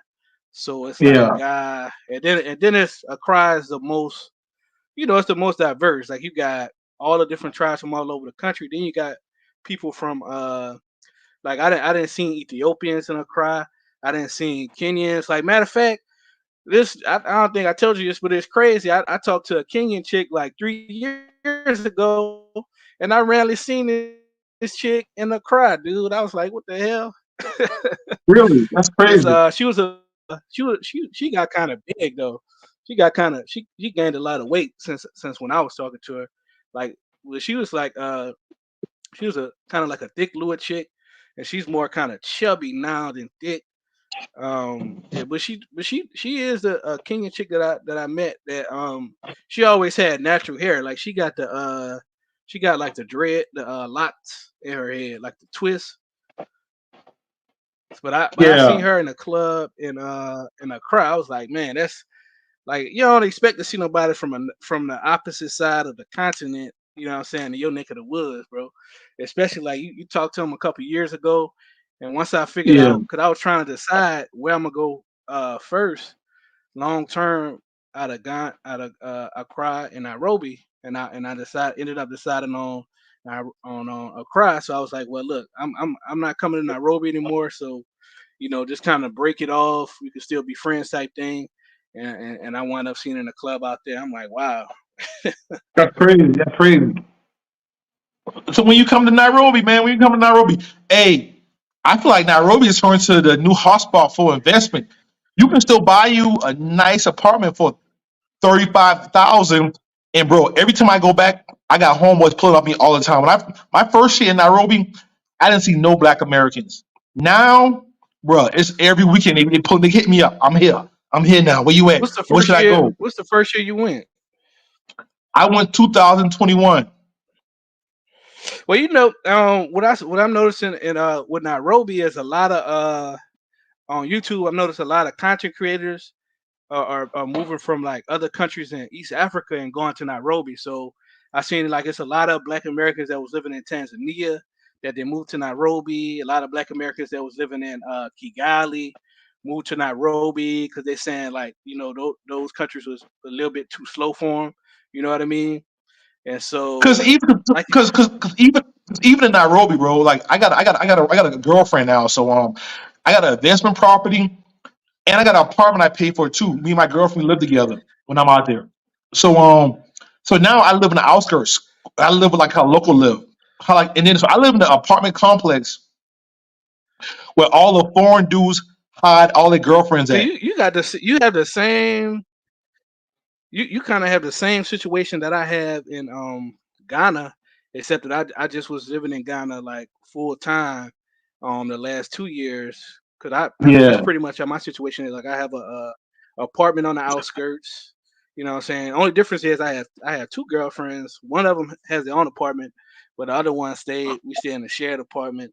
And so I'm trying to figure out how to transition that situation to Nairobi now. You know what I'm saying? But I didn't buy an apartment in yeah, Ghana. I bought some land.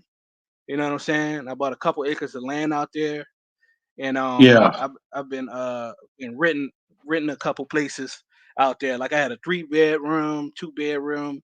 You know what I mean? So I don't know when I'm coming to Nairobi, but I'm coming to Nairobi within the next 12 months. Cause I want to all say right. that I want to say that I'm coming to Nairobi in a couple months, but I'm not gonna lie, bro. Like I told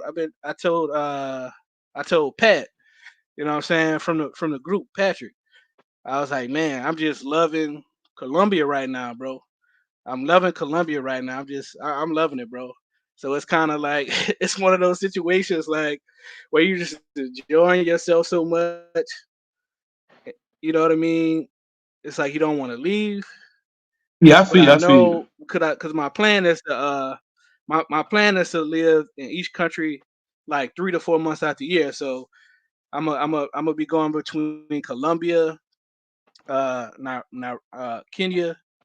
and Malaysia. You know what I'm saying? And then Yeah, in between those three countries, I'll just kind of travel out to different places. Like I go to Ghana while I'm in Africa for some time, or I go to different East African countries, or Malaysia. While I'm in Malaysia, I go to like Thailand or Singapore. You know what I'm saying, and stuff like that. So I'm not in Colombia right now. No excuse. I actually left Medellin a couple weeks ago, but I may be coming back before I leave to go to Africa or Southeast Asia because I just been having fun in Colombia, bro. It's just I love it, bro. I love it. it's just I, fun. I I have to And check out. I've been in Medellin, but I want to check out Cartagena, Barranquilla, and Cali. But I've been mainly in Medellin and Bogota. I love Medellin. I love Medellin, bro. Like that's how you know I've been in. That's how you know I've been in Medellin because I'm talking like a paisa right now. I'm putting my J's with my L's. Yeah, that's what's up. That's what's up. Yeah, I'm gonna try and hit Medellin in between me going to Africa, but now I'm just so invested out there. What I was trying to tell you was now that this is my first year, I got to set up like how you had your setup in Ghana, how I have in Nairobi now. The outskirts of Nairobi is completely different from the city. It's quiet. The girls are way more submissive out there. It's really traditional. It's like it's totally different out there. So when you used to always tell me Accra is like the New York Ghana, 'cause I always say stuff about Ghana. You're like, no, that's not Ghana. That's Accra. You used to always tell me that. I was always saying like Ghana, like no, that's Accra. I feel like Kenya is kind of the same way. Nairobi is like the everybody go there for the action. but you can go to the outskirts and it's real chill. The people are way more laid back. Things are way more cheaper. It's way more calm. But you can still hit the city whenever you want to do whatever you want to do. That's why I like my life set up in Nairobi right now. Because even though I can hide out in the outskirts, but when I want to hang out, I can hang out anytime. And now like every year, I feel like this year I got like 3 homeboys that live in Nairobi. I got 2 local homeboys and I got 3 homeboys who in America who just live there. They're like there the majority of the year. And every year it's like getting more and more. So I'm like Nairobi has turned to like my real home. I'm building a network, and eventually I'm gonna get a few more properties, but I want to get like a business eventually after it becomes a more like popular place with the like the bros.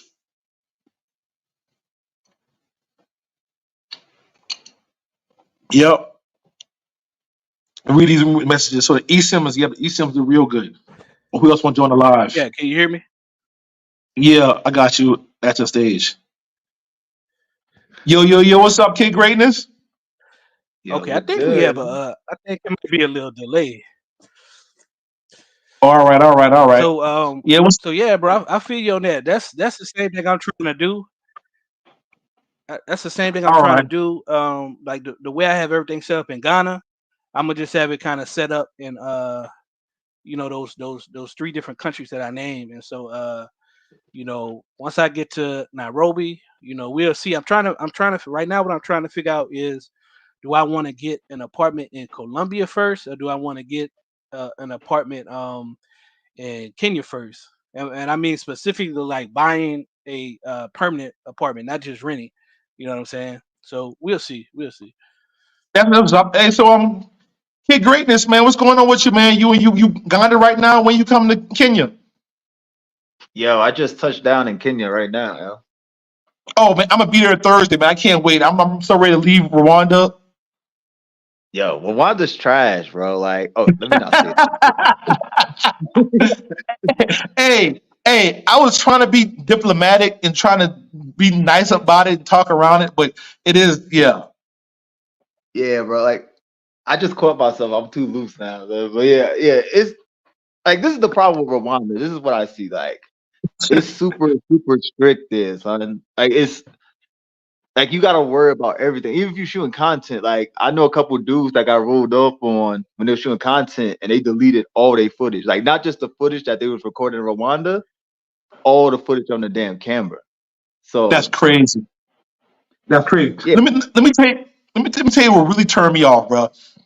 I was in a chick with a club. I was in a club with a chick I already knew. I already knew her, bro. I already met her, so I've been here.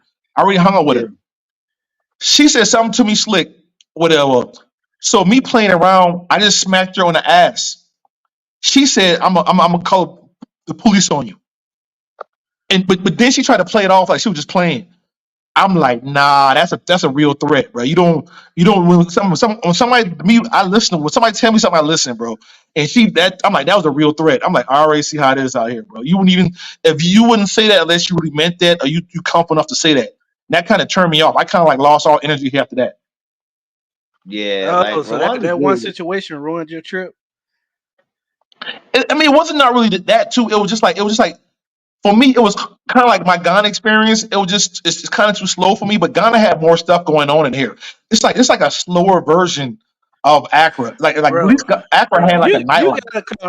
gotta come to Accra with me. Ghana, dude. Ghana is not slow at all, bro. The nightlife in Accra is crazy, dude. Like Oh yeah. people in I mean, Accra I probably was I really probably, I probably, I probably was saying it wrong. I probably was saying it wrong. All right, but Accra was but lit. Definitely was lit. When I'm in my apartment with a female, it was kind of like I'm Kenyan chicks. They're fun to be around. Like even Yeah, if they're not like, what I'm saying, like the chicks here are pretty, but like when I'm with a chick all night chilling, we vibing. I just want to have fun. I don't like. I hate being bored. I don't care if you're pretty. Like I have sex all the time. It's not a, you know what I'm saying. But I want to enjoy being around the chicks. So I feel like the chicks were kind of slow. It was boring. I'm getting kind of bored. And then with her saying that kind of just like was it. And I couldn't. Most of the clubs it was all men. It was all dudes. It was like one club that had girls, and I got there too late one night. But every other night, bro, it was all dudes in the club. It was sausage party. I was bored. I just miss Kenya, bro. Even this trip, I had so much fun in Nairobi, bro, and I figured it out. The bees is my new spot. Austin put me in Ibiza. Now I love Ibiza, bro. Like every Friday and Saturday, bro. As long as you stay up late, you can win, bro. You can get you a regular chick, people, whatever you want, bro. As long as you stay up late enough, you're gonna win in Ibiza. I love Ibiza, bro. Austin put me in Yo, Ibiza. hold on. Let me tell Yeah, you a story about Ibiza, bro. My first yeah, night here, I didn't even get in the club in Ibiza. A chick ran down on me and shit. And she brought me to a table and shit. I didn't even have to pay for drinks or anything. I didn't smash because like I didn't want some. She was probably like I'll probably get her like a 5. And I was tired as hell from the flight. So Ibiza is the spot. Yo, like that's the thing I like about Kenya. Like chicks will Yeah. run down on you. It's like the only other place I see that chicks be running down on you heavy is like Thailand. It's Kenya and Thailand. Like chicks, if a chick is feeling you, she gonna make it known. Like, yo, what's good? What's your name? Like, who you here yeah. with? Do Hey, you want to go home with me? yeah, my very first time in Ibiza, bro. I got a lawyer chick, bro, that hollered at me, bro. Like she sent her friends over to get my phone number. You know what I'm saying? I didn't want to talk to her and stuff. I didn't smash her either because I didn't call her right away. And when I called her like 2 weeks later, she forgot who I was. But yeah, man, a lawyer chick called at me, bro. She was with her friend. She sent her friend to get my phone number.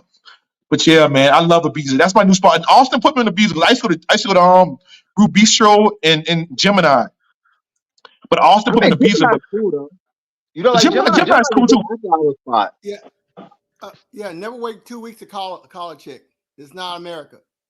Oh yeah, I already know, bro. I learned my lesson, bro. It was all good, but I'm good. I got a Yeah. girlfriend and I got other chicks, bro. But I feel you. Where you at, Playboy? Where you at? Well, I visited Nairobi with my girl. I went there with the woman from Tanzania, so I didn't have the same experience that other guys have when they go there. But what had happened was when we was at one of those clubs, I think it was Gemini. This waitress slipped me her number while I was with my girl, and like you meet women without even trying to. It's a cool spot, man. Nairobi's a cool spot. We went club hopping from 11 p.m. to like 4 a.m. in Nairobi. It was awesome, man. Yeah. Yeah. I mean, Nairobi got so many spots. It really depends on your vibe. Like, cause you got Ibiza, you got Gemini. They got that club. I forgot what the name of it is. I think it starts with some numbers, but that spot is jumping, yo. Like that's the spot that I went to. The baddest chicks was like snatching me. Like when I try to walk through the club, damn, what is the name of that club? Like this is like it was bad chicks snatching me. Like, and I was already with a shorty. I was like, yo, fuck, should I jump ship? Like, I don't know, yo, Kid is the best, bro. I just came from fucking like Uganda. Uganda's cool. Like the chicks in Uganda, like every chick in Uganda got a body. Like, I ain't gonna say a body. Pretty much every chick in Uganda got a body or a butt. Like the waitress, the cashier, the security guards, every girl got a body. But with Uganda and Kampala to be Pacific, it seems like number one, it's spread out. So if you get a chick number and you staying like in a good part of Kampala, she's probably gonna be 45 minutes away. So logistics is an issue. Number two is like Kampala's they're poorer than Nairobi. So chicks will be offline for like three days, 4 days. So you supposed to meet a chick, she run out of data, that date is done. And it's just like the nightlife in Kampala is like trash compared to Nairobi because in Kampala, the ratio is like 80 to 90% dudes, and then like the 20 to 10% of girls that's in there are pros. So either you bringing a chick to the club or you trying to like convince this chick to give it to you off the screen or you paying her. It's like so it's not like in between. Like so most of the time if you're gonna meet a girl, either you're gonna do online dating or you're gonna have to like just cold approach it, which is if you don't mind cold approaching, it's cool. Like I don't care about cold approaches. It's all whatever. But the vibe is not the same. Like people was telling me like that's why I gave this a second chance. This is my second time in Kampala too. Like they said Kampala has the best nightlife in East Africa. And I was like, okay. The first time I went, I was like, this shit is trash. Their nightlife is trash. I don't know what the fuck you talking about. But I was like, maybe I'm being delusional. Let me give it a second try. Went back again. That shit was trash again. It was even worse this time. I was like, nah, you can't do this. You can't do this. But this is one thing I can say about Kampala and Ugandan chicks is like they're cool. Like they're not like how can I say this without being diplomatic? Like you can meet a lot of women out there very easily. Like it's not that hard to meet women in Kampala. Like if you have trouble meeting women in Kampala, then I don't know what the fuck you doing. The thing is, it's just like logistically, it can be annoying as hell. Cause like I met some bad chicks, some IG type model chicks out there, but logistics is a fucking pain in the ass, bro. No excuse. What you think? No excuse. What's up, Playboy? What you think about that? Man, what up, man? You know, man, I'm on Team Uganda too, man. I clean up out there, man. You know what I mean? Let us know why though. I want to know why though. Let us know why though. Why? How? Man, because it's so many available women, man. You know, when you even the dating sites is the first indicator, right? Kenya like this too. Like it's a lot of chicks on dating sites, so you can get like 200, 300. You know what I mean, phone numbers from like Ugandan chicks or even Kenya chicks on the dating app. So that's a good indicator. And so that just says that they're just looking to date, meet, you know what I mean, easy to approach, not hard to get. So that would make it sweet. And then, you know what I mean, then once you get like a couple of hundred, then you weed out the ones that's bad. So you know what I mean. So it turns out being a win-win because you could play the numbers game. Like in Rwanda, you can't play the numbers game because you might come up on 10 chicks, but you need at least a couple hundred chicks to weed out the good ones. 10 chicks is not enough to really find what you're looking for. Yeah. Can I Well, say for something me, about 10 is more Rwanda? than enough. Go ahead, To weed bro. Huh? Nah, I thought you was finished. Yeah, finish. I'm gonna say something about Rwanda. Go ahead. Me? Yeah. Yeah, Well, I said 10 is more than enough for me. If I can get 10 different numbers, 10 different ladies, that's cool. I can weed. That's good. 200. That's a lot. All right, but never mind. Go ahead. nah, you're gonna need a lot of numbers in Rwanda, like, cause this is a problem with Rwanda. Like, cold approach is kind of like useless, cause it's like fucking playing Where's Waldo in fucking Rwanda. Like, you would see a bad chick, if you with a dude, or she on a fucking boda, or she in a car. Like, I walked all around fucking Rwanda. Like, I walked through like the slums. Like, it's no women outside. Like, there's no women. So you're gonna have to rely on TikTok. I mean, not TikTok. I mean Tinder and whatever Afro Connections, whatever site you're using. You have to rely on that because even when you go out, most of the chicks that was in the club that I seen were pros. Like they were pro maxing. So I was like, fuck. So But did you get a lot of matches on Tinder?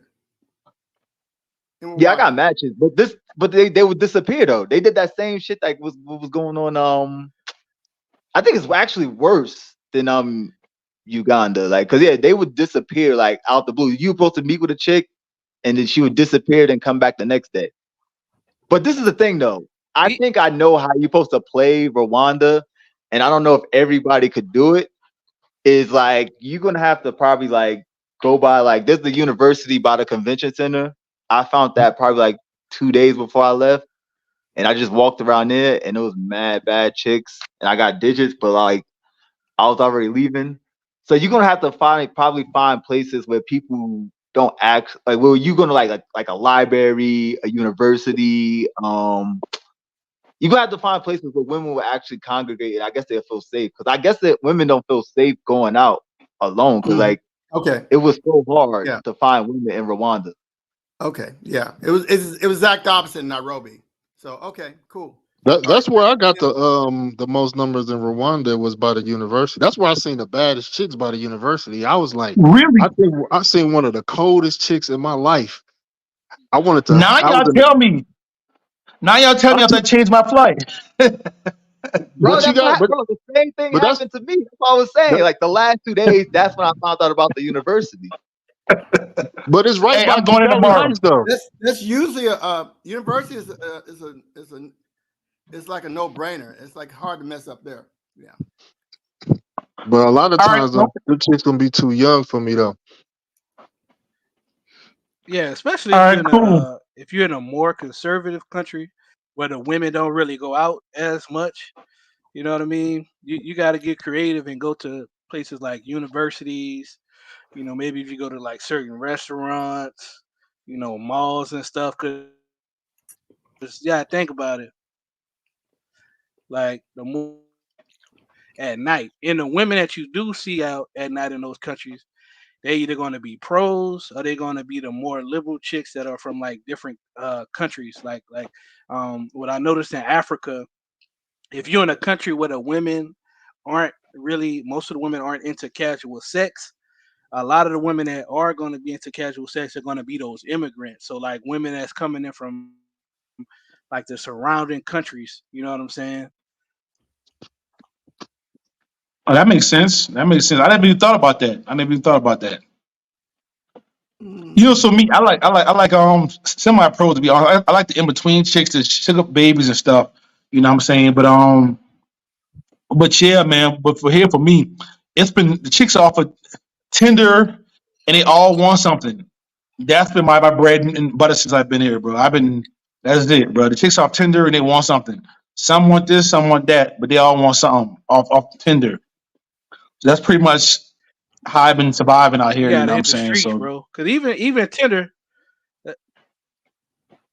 Let, let me ask y'all this: for those who have been Rwanda, when I went to Rwanda, the Tinder, like the amount of women that I could swipe on Tinder went away like quickly. Did anybody else have that experience where it's like you just ran out of people that you could possibly match with? Yep. That's why I say Yeah, it's hard to do a numbers game with Rwanda. yeah, you have to make your ages very wide, like and just keep opening up, like going wider and wider. I don't know. Rhonda is but just like, go ahead. oh yeah, I was saying with me Rwanda, it didn't happen with me Rwanda because I guess I pipelined so like ahead of time. I didn't really do it. I did it a little bit here, a little bit there, a little bit there. So I never ran out, but I can see that it happened to me before though. So I know what you're talking about. Honestly, bro, this is what I'll say, yo. If you're looking for Oh, a well, Rwandan chick, for don't me, even go to like, Rwanda. Just go to Uganda and TZ. Like you'll find a bunch of them there. Like unless you want to see Kigali, because like I already had smashed a couple Rwandan chicks from when I lived in TZ like 3 years ago. So I That's thought a like good maybe point. if I go there, it'd be alright. Like it'd be jumping or whatever. But I wouldn't even recommend people go there, like, because it's gonna be hard to make content. If you go in the wrong area, you go get your shit deleted, and it's just kind of just dry. Like, Hey, kid, you just made a great point.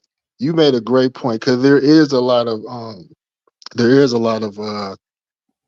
Rwandan or the Tutsi looking chicks in Uganda.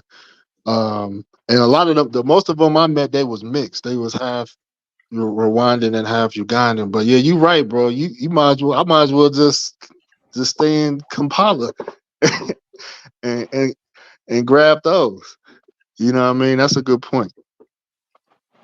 Hey, it was a few of them. Hey, when I was in the Ibiza, bro, I seen like three of them when I was in the Ibiza before I came over here, bro. My homeboy, I met some random dude when I went to Ibiza alone. So they put me in a section that was for people that had like they didn't know each other. It was like a section, but it was like nobody had their own section. And me and dude started chopping up like, yeah, my chick coming. He had a bad Rwandan chick, and her personality was perfect, bro. She looked like a Rwandan chick, but she act like a fucking Kenyan chick, bro. He had the baddest chick in the club, bro. He was having the best time of his life. She was dancing on him, drinking. And I seen a pro in Ibiza too. She wanted money, and I met another Rwanda chick too in Ibiza. So they in Kenya too now. So don't get it twisted. They in Ibiza. I seen three of them this time. I Okay, I okay. counted them. I mean, yeah, they everywhere. So, yeah, like I met some in Kenya, I met some in Tanzania, I met some in Uganda. So, like, that's what I'm saying. Like, if you just go in there just like because you love like Rwanda and chicks, I like you could save yourself some time and just go to Uganda because like they border each other, so there's a lot of them over there. Yeah, yeah. A lot of them fled to Uganda too during that they civil war and stuff, and they didn't go back. right, right. Yeah, Yeah, I mean, it just yeah, but depends on Rwanda is what a you're looking completely for, different country right? now. If you one of these guys that's looking for like turning up, and a big nightlife, Rwanda is not going to be for you because it's a slower country. But it all depends on what you're looking for in a country because there's a lot of benefits to Rwanda, outside of the dating scene and the nightlife and stuff like that. So it really just boils down to what you looking for when you go into a country. You know what I'm saying? Yeah, yeah, Now yeah, what? pretty much. No excuse. I'm gonna ask you something. What's Mhm. your favorite country in East Africa and why? Oh man, Your favorite just East one. Africa, nowhere else. What's your favorite spot in East Africa and why? Can I put? Can I give you two? But you got to pick number one though. You got one got to be number one though. One got to be number one. I don't know why. All right, all right. I would say, man, it's a tough one, man. It's a tough one, man. That Yeah, it is a that's tough a hard. question. That's a hard question, bro, because I got one is for marriage, one is for pay for play, and one is for casual date. All right, So all right, it's all right, all right. All right. So you didn't say your favorite in each category though. All right, all right. Pay for play, Tanzania. all Okay. right. I see Um, that. Got you. All yeah. right, Casual dating, Uganda. all Okay. right, all Uh, right. ma- Marriage, Ethiopia. Got it. Ethiopia. All right, Yep, that sounds all about right. right. I can. All right, all right. I can see that. I can see that. I can see that. So you like casual dating in Uganda better than Kenya? Yeah, because yeah, I mean you could run it up in both countries. You know what I mean? So that ain't really Yeah, the yeah, problem. yeah, But yeah, yeah. Yeah. I'm just more attracted to Ugandan chicks, and the conversation is a little bit more pleasant with the Ugandan chicks. That's the only thing for me. You All know, right. But you it know what I is mean. possible to do all that in other countries. Of course, Yeah. But that was of his course. favorite in each one. Marriage. Exactly. I was wondering why. Because I just want to say because I know he like Uganda. I was just messing with him. I know he like Uganda. Yeah. But I had a homeboy. I had a homeboy from Cali in Nairobi, and he was winning. He was winning with baddies like non-pro baddies so much. I had like, bro, like what you doing? I had to like ask him what the fuck he doing. And through him, I realized in Nairobi, if you like bad non-pros, all you really gotta do is stay up late, bro. You gotta hit the club and you gotta stay up late. In the weekends, you're gonna catch you one, but you gotta stay up late. Because they even the regular chicks in Nairobi, they want to hang out and party. So in Nairobi, I feel like if you like the bad non-pros, you have to catch them at night. You have to stay up late. So it's gonna be hard to Mhm. catch them, and they not online. They not on. Think about Nairobi. The bad Nairobi chicks, they not on Tinder. They're not on Tinder. You gonna have to catch them in the club. You have to catch them in a restaurant.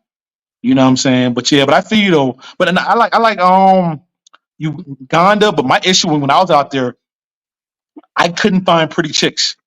Honestly, I like their personality. I like chocolate chicks. I prefer chocolate chicks, but I just couldn't find. And I seen bad Uganda chicks in Dubai. That's why I want to go to Uganda. I met a bunch of bad Uganda chicks in Dubai, so I know they're bad Uganda chicks. When I was just there, I just couldn't find them. But my last night there in Tebe, that's when I seen all of the bad joints. You know what I'm saying? The decent ones. But that's my only thing with Uganda. I couldn't find the bad joints I like. But besides that, the vibe, their personality was cool. But you know what I'm saying? But yeah, Okay. Yeah, I Now agree with you. I Man. So I we can already agree know with what's you. your I number think one the vibe country, was Gooch. huh? what happened? Kid greatness. What you were saying? Kid greatness. I said we already know No, what's your number one question, and I mean, but I like Kenya. But see me, I like Nairobi because I don't like Nairobi because it's number one in everywhere. I like Nairobi because it's just well around. It's not as dangerous as South Africa. I know where to get baddies if I want to get baddies. I know where to get regular girls at. I know where to get the mhm. sugar babies from.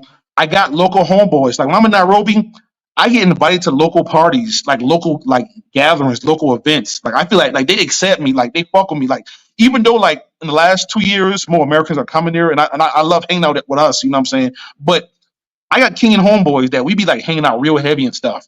You know what I'm saying? So like they really rock with me. So and then it's easy to Uber, it's easy to make the M-Pesa work and stuff. So for me, Kenya is not like the reason I like Kenya is not because it's just number one in every like category. It scores number two or number one, number three in every category I like. That's why I love Nairobi. You know what I'm saying? I'm passing the kid greatest. What you want to say? Bro, One stop shop. go ahead. Yeah, I was about to say about Uganda. I was gonna agree with you. Like the chicks are cool. They're cool to be around, but they don't have that Kenyan women vibe. Like Kenyan chicks, you can actually like enjoy hanging out with them. Like other chicks, like Uganda, they're cool. Like it's not like it's an issue hanging out with them, but it's something about Kenyan chicks. Like they have a type of energy that's like, damn, like you want this chick around, even if you're not trying to smash. Like I got Kenyan chicks, I'll just chill with them just because like I ain't even trying to smash. It's just fun to be around. Yeah. What do Yeah. y'all? Let I'm me ask y'all a question though. Let me ask y'all a all right. question real quick. For Gooch and Kid Greatness, can y'all pinpoint exactly what is it that makes Kenyan chicks fun to be around for y'all as far as their personalities? Gooch, you want to go first? All right, yeah, sure. I'll go first. No problem. I mean, for me, it's well, honestly, for me, also, I'm all right. I'll be honest. For me, I went to HBCU. I went to Historically Black University. I went to college or whatever for 3 years. I didn't graduate, but King chicks to me, bro, and not all of them, but in most of them, they remind me of that college girl personality from America that drank a Mm-hmm. lot, got a funny sense of humor. They're smart and just I just enjoy being around them in private. Like Mm-hmm. drinking. I could with a Kenyan chick.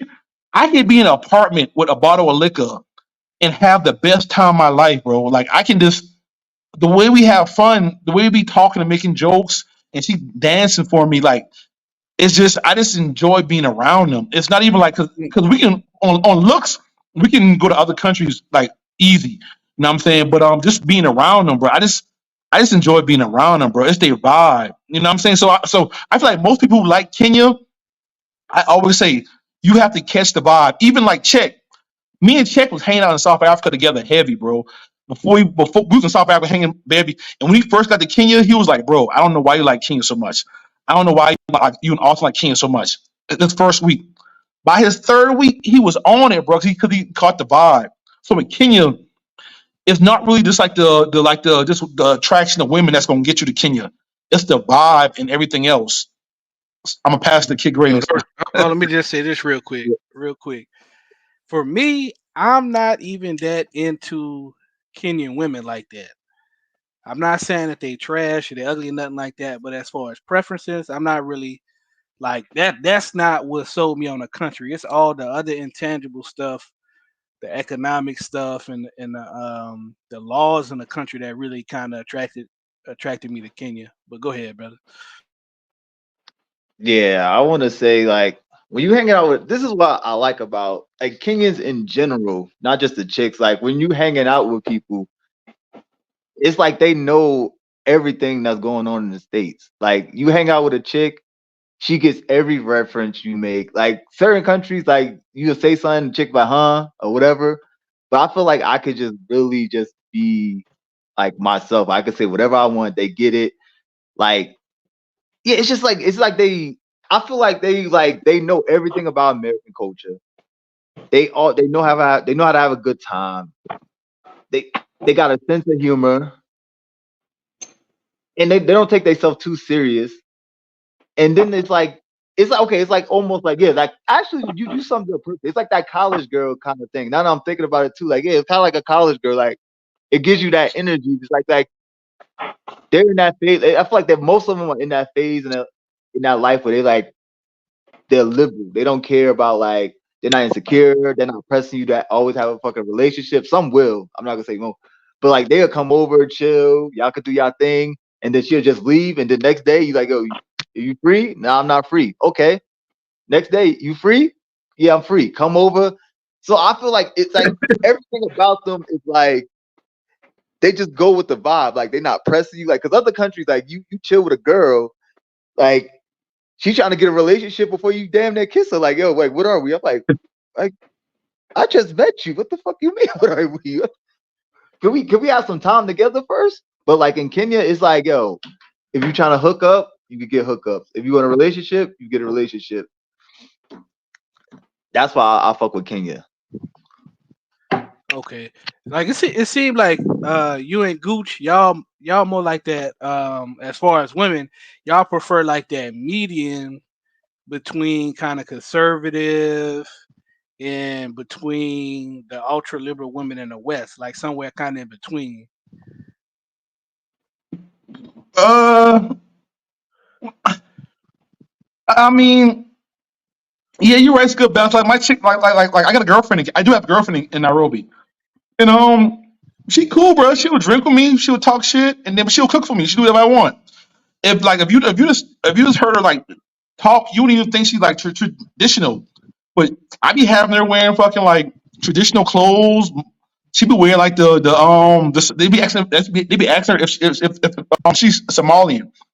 I be having her with traditional clothes sometime, but she'll laugh, talk. She know everything. She watch my YouTube right now.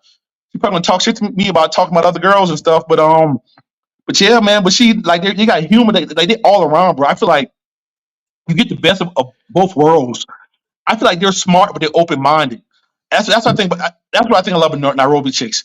They're smart, but they're open minded. They know what's going on. Like my girl, she's watching YouTube right now. Like you know what I'm saying? She's super smart. She knows everything I do. She knows everything I talk about. But she's still gonna cook for me. She's still gonna do whatever I want her to do. And no matter how she feel, she's still going my way. You know what I'm saying? But and you can if you got a girl, you can make her hair how you want. I know the white boys, they got the BDSM scene down there. They got Indian clubs out there where they do whatever they want. They got swinger clubs out there. It's like the Kenyan chicks are so open minded that you can kind of create your environment out there if you want to. Like out here, you can't create your in Rwanda, you can't create your environment in Rwanda. You can't create your environment in Ethiopia.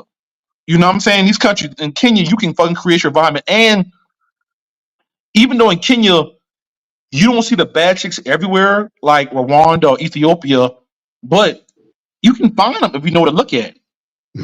If you know to look, you can find them. If you know where to, I know Rob, he didn't find them, but I know no excuse, you didn't find them. But if you know where to look at, I be telling you with a visa, bro, in Gemini, bro, late night, you can find them, bro, if you know to look at, bro. Yeah. that, but Bro, it's like it's so many places, but I will say this though. Kenyan chicks are the most modern in East Africa. So if you're looking for more traditional women, then you should probably go to Tanzania or I guess Rwanda. I guess I feel like Tanzania is probably like the most tradition. So if you're looking for truly traditional women and you don't want to deal with none of the modern shit for the most part, do Tanzania. But like if you want the modern I chick, throw Ethiopia in there too. yeah, I haven't been to Ethiopia. That's why I don't speak on country I haven't been to. But I did hear the same thing. Like, yeah, Ethiopia chicks are very traditional there Traditional. too. Yeah, I kind of agree too. The most traditional East Africa is Tanzania and Ethiopia. I agree too. I Right. agree. Exactly. Uganda too. Don't leave Uganda out I because feel like Uganda is a hard mix. Man, If I you don't meet know, some bro. chicks I are don't bow to know. you, but you meet them chicks in the club, bro, they be feminists too, bro. You meet them yeah, club Ugandan chicks, bro, they be the biggest feminists ever, bro. yeah, it's Yeah, I had some chicks there to say the Wait, same thing. I had some chicks talking to me about like some bullshit one day in the club. I'm like, bitch, we in the club. Like, fuck you talking about? Like, yeah, go ahead. I'm sorry, my fault if you I say cut you off. Ugandan women are feminists? No, I had one feminist chick try to give like a rant to me in a club one day. I forgot what I said, but she was ranting. I'm like, well, we in a club. I'm not arguing this shit in the club. I'm not saying all Ugandan chicks are feminists, but it's like he said, it's a mixture. I feel like Tanzania is ultra conservative. Kenya Mm-hmm. is like kind of ultra modern, and then Mm-hmm. like Uganda is like the mixture between them. Yeah, Yeah, see, I, and I I Uganda, got if you. you can meet a chick that bowed to you on the outskirts in Uganda, they really you can find a Ugandan chick that bowed to you for real on the outskirts. You go to the club, bro, them bitches they doing coke and smoking cigarettes, bro. The chicks that go to the club. but I'm you can't, serious. but No, you no, I'm can't, serious. you, In Kampala, bro. I was there. I seen it. They I'm smoking saying cigarettes. They doing coke. Huh? but Yo, you Yo, can't was paint the you brush of Uganda though based off club chicks though. hold up. You're right. You're right. Hold You're up. right. You're right. You're right. Goose, was you the person Somebody said they went to a party in Uganda and they were smoking crack. Who said that? That was That on was you? no, that was O'Shea Du Jackson show. I heard them say that on O'Shea Du Jackson show. Was that? And That that was. wasn't me. But I didn't say I, that. But I heard now that was the wild, girl bro. That was wild. that girl O'Shea Du Jackson said this. I couldn't remember who said that, but I remember somebody said I would that. say Yeah. this. I would say that every country got a mix of everything. Like I've seen on Instagram, the most chicks twerking, shaking their ass was chicks in Tanzania with Muslim garb on. You know what I mean? And then if you really been in Tanzania, like outside the tourist areas like Senza and like where like where it goes down at, they get down. They get Yeah. down. You know what I mean? Oh, So yeah. Can But I say yo, something? no Yeah. excuses.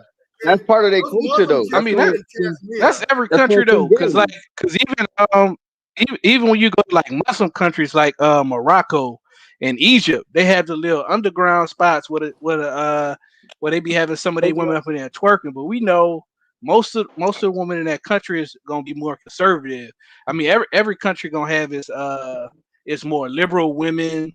It's gonna be more down for casual sex, so that's gonna be twerking on camera and stuff like that. And especially with social media, we already know like the younger generations of women that's coming through is getting more and more liberal because of the social media. You know what I mean? Well, Yeah, I don't look, know. I said The those Tanzania twerking women, those Muslim women in Tanzania, they will surprise you behind closed doors. They will surprise you. I assure you, they will. Oh and they yeah, no, cheat no, like a no, mother. no. I had a great time. It was super thick, bro. It was super bad. You know what I'm saying? I had a great time, but they just didn't have that fucking. For me, if I want a chick all night, bro, I want a chick. I want her to dance for me. I want her to enjoy being around me. I like to cook. Like it was cool, but they thick. They red. They thick. I had a great time down there, bro. I met some joints, but I'm at the point now. Even if I like a chick from Tanzania or Rwanda, like a chick personally, I still would rather her fly to Kenya to fuck with me, bro. Because the environment, bro. Like I feel like the environment in Kenya just makes even when I met Uganda chicks and Rwanda chicks in Kenya, they were Mhm. so fun to be around, bro.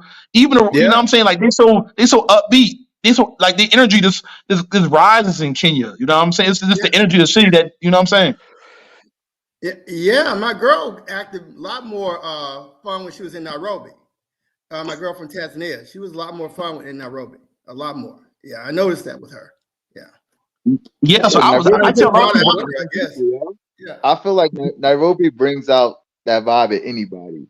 Like if you can't be fucking boring in Nairobi. I don't know what it is. Like when people come to Nairobi, like they act like they completely different. Like it just the vibe in Nairobi is like infectious. Like This is my So I issue think with it's like the country that you're in too. It's like if you from a conservative country, you know you can't do certain shit. You know what I'm saying? Yeah. You Yeah, you that's might what get it in is. trouble with the police doing that shit. But when you go to a country like I'm from New Orleans originally, right? When people from other states come to New Orleans to like Bourbon Street and stuff, people lose their damn mind because you could do a lot of shit in New Orleans that's illegal in other states. Like you could drink Mm. liquor Yeah, I out in think the that's why she open. wanted me to take her to Nairobi so bad. You know what I She mean? wanted, yeah. You could. It's changed or some in New Orleans, so I think it's that effect. all right, all right. What you gonna say? yeah. No, my thing with Kenya chicks, Yeah, cause like I I said. even when I went to Ivory Oh my bad. Coast, I met a chick Hold on, From Rwanda, and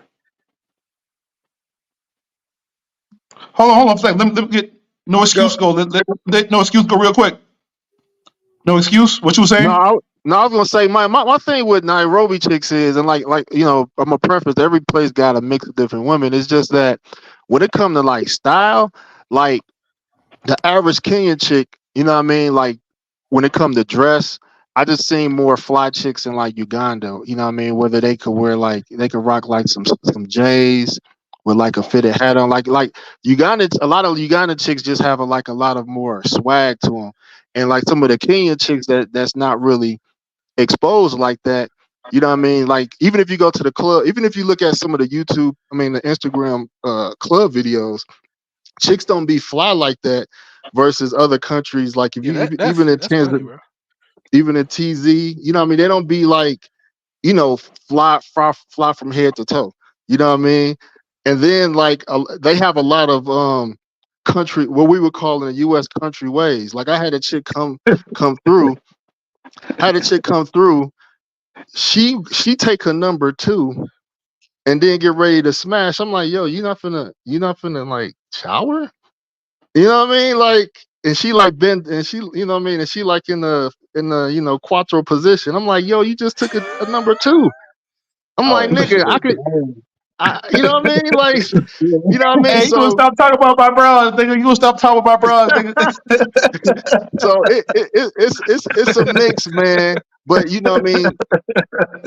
You got country, it's like in the U.S. You got people coming from the country going to New York for the first time. You're gonna be like, y'all gotta catch up. Y'all gotta catch up to the. So you gotta mix, but sometimes you might meet the mix that you're not really trying to meet. And So, hey, no Like, excuse. no excuses, no excuses. I gotta ask you a question. Bro. Where were you going in Nairobi? Like where were you meeting these chicks? Like, was you going to like Ibiza, Gemini? Was you going to Alchemist? Like, where were you meeting these chicks at? as far as me talking about style, I mean most of the chicks I've met was online. But as far as me going, I've been to Ibiza, I've been to all the spots. You know what I mean? But if you've been to like South Africa or if you've been to like TZ and like Wavuvi and all those tourist places, like chicks be coming. The majority of the chicks in the club coming dressed to impress. You know what I mean? But they're gonna be a little bit more Diddy, bougie, and sadiddy.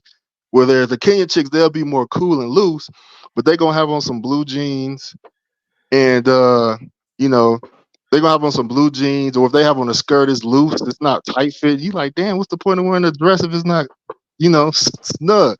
Or they might not have on like, you know, some stilettos or pumps, or or they ankles might be a little ashy. So it just you just I just be seeing like little stuff, man. Sometimes. But yeah, And bro, I think it's because like you was just doing online dating. Like the baddest chicks in Kenya don't even have dating profiles, bro. Like I the keep ones you're that I right. say pop that. I off, keep saying that like shit. like you're not gonna find the baddest chicks on any of the sites, bro. Like they don't like yo, they go you like you got Tinder, like you don't got no fucking Tinder, like why would I need Tinder? Because like that's what I'm saying. Like that's why I had to ask you where you get the chicks from. Like if you just do it online, yeah, you're gonna get more of that country Varmints. vibe. Because like most of the chicks that's gonna be on there, it's gonna be like hit or miss. You might find someone that have some sauce, but a lot of them gonna be like very, very like rural girls. Like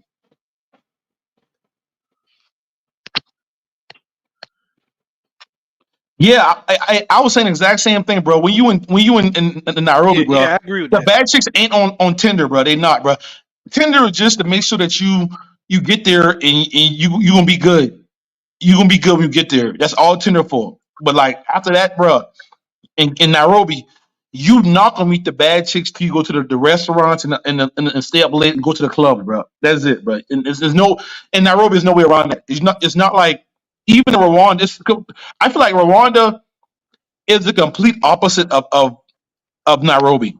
You see bad chicks everywhere, but the nightlife ain't nothing. But you see like bad chicks everywhere. They everywhere. You see them every time, even though they're not that available. You know what I'm saying? But like, bro, Nairobi, bro, you have to go to the restaurants. You have to hit the nightlife. You gotta stay up late, bro. If you want the bad joints, they not. Don't be wrong.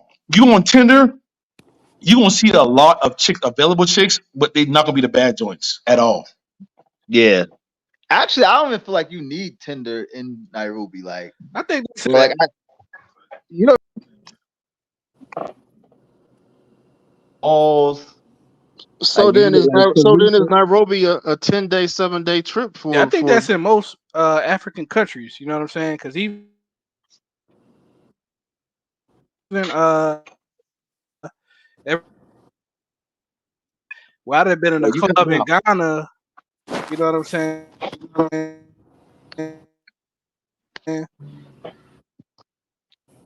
Hell yeah. Let me tell Can I you, bro. add When I on when to I what was y'all was now, saying earlier? And when I'm coming out go there ahead. Yeah. like All right. 2, 3 in the morning, it's like a whole wave of 3, 4 in the morning. You know what I'm saying?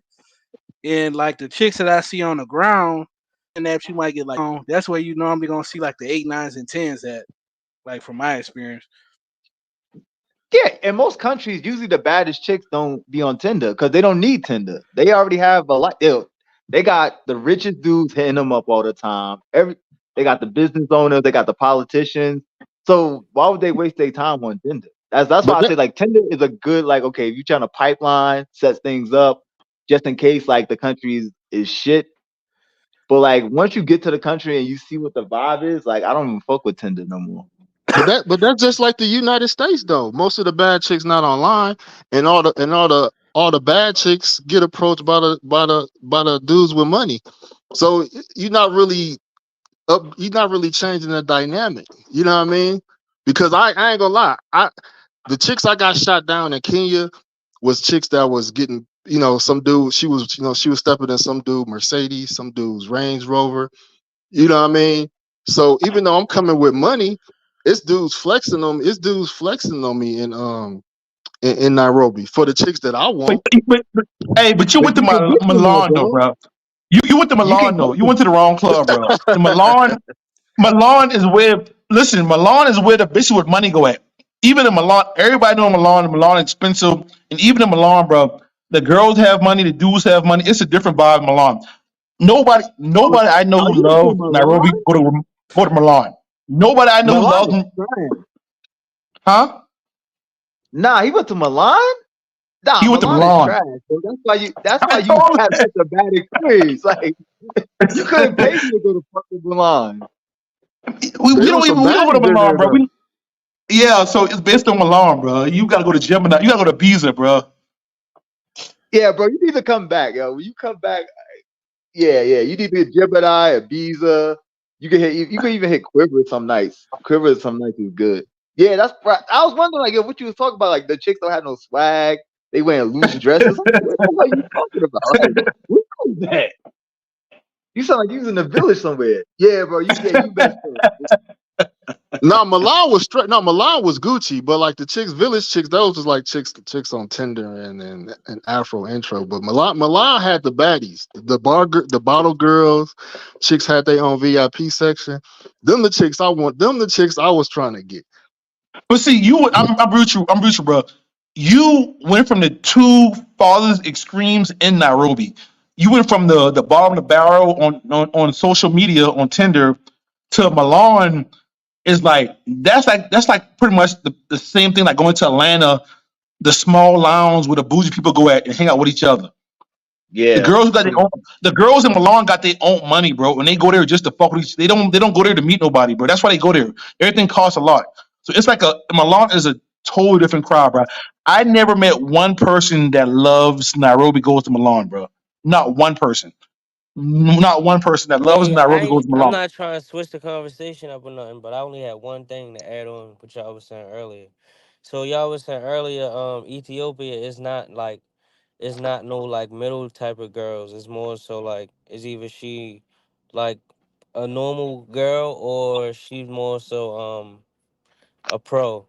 Y'all was right about that. And most of them is more so like serious. Not most, but like the ones that would pay.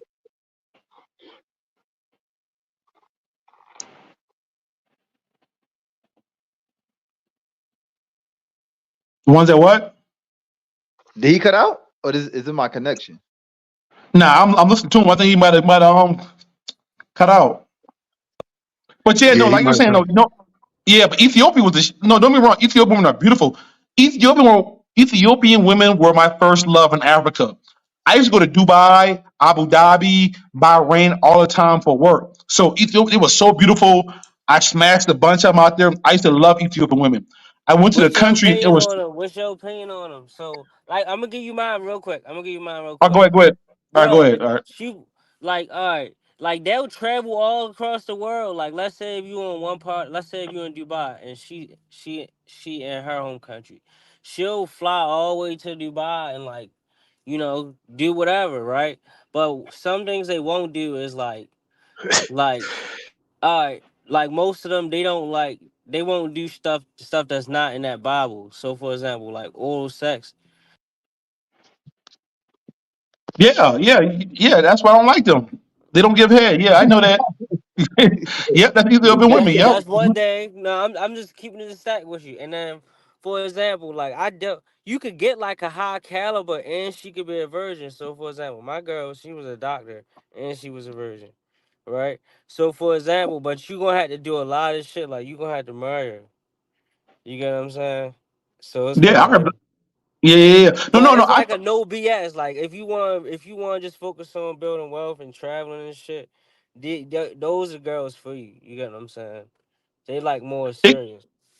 they cool. They cool. I thought Ethiopian chicks, but that was my first love in Africa. Honestly, my first actual trip to Africa was to Ethiopia, Addis Ababa, and it was just too conservative for me, bro. It was just even Yeah, like man. It is kind of annoying how they keep.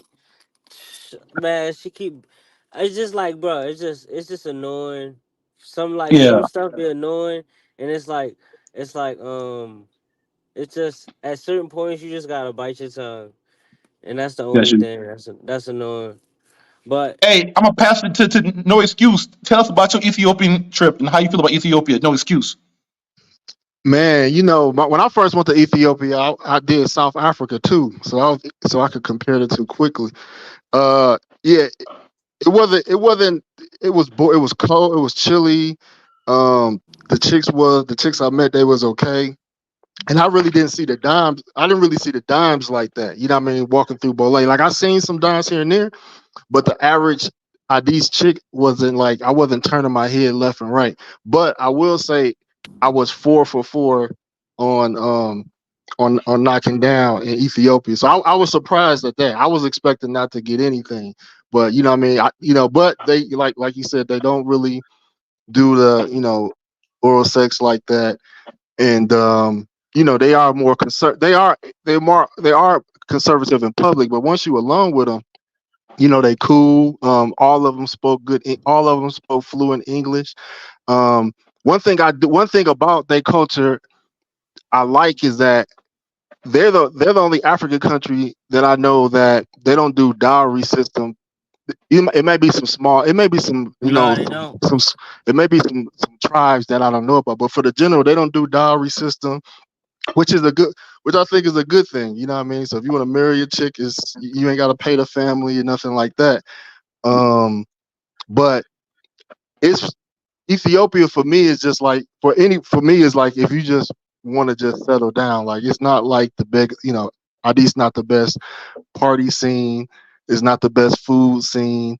For guys that's particular on weather, what I mean, you know, it's not like It's Kampala. basically if you just want to get married or some shit like that. Yeah, yeah. Yeah, I'm not. and now I'm, and I'm look, now. I I'm got a still. blueprint to where as though I'm not even bringing her back to the states. We're going to we're in the Caribbean with it, so it's more so like that. But eventually I am, but that's gonna be like after a few kids and stuff. But yeah, it's more so like for people that's not really trying to deal with too many women. Now, don't get it twisted. They Yeah, get the that. I only mean, thing they I get. really They. don't like about I would say the only thing I really like about Ethiopia is that's one of the countries where it seems like polygamy is not really accepted as much, especially in like the major city, the capital city. Hey, in Uh, Nairobi is legal. It's legal in Nairobi. Another check mark in Nairobi is legal in Nairobi. I feel It's like legal. You Right, only right. But I was Ethiopia. gonna say, The only part of Ethiopia that probably know about that is the Muslims.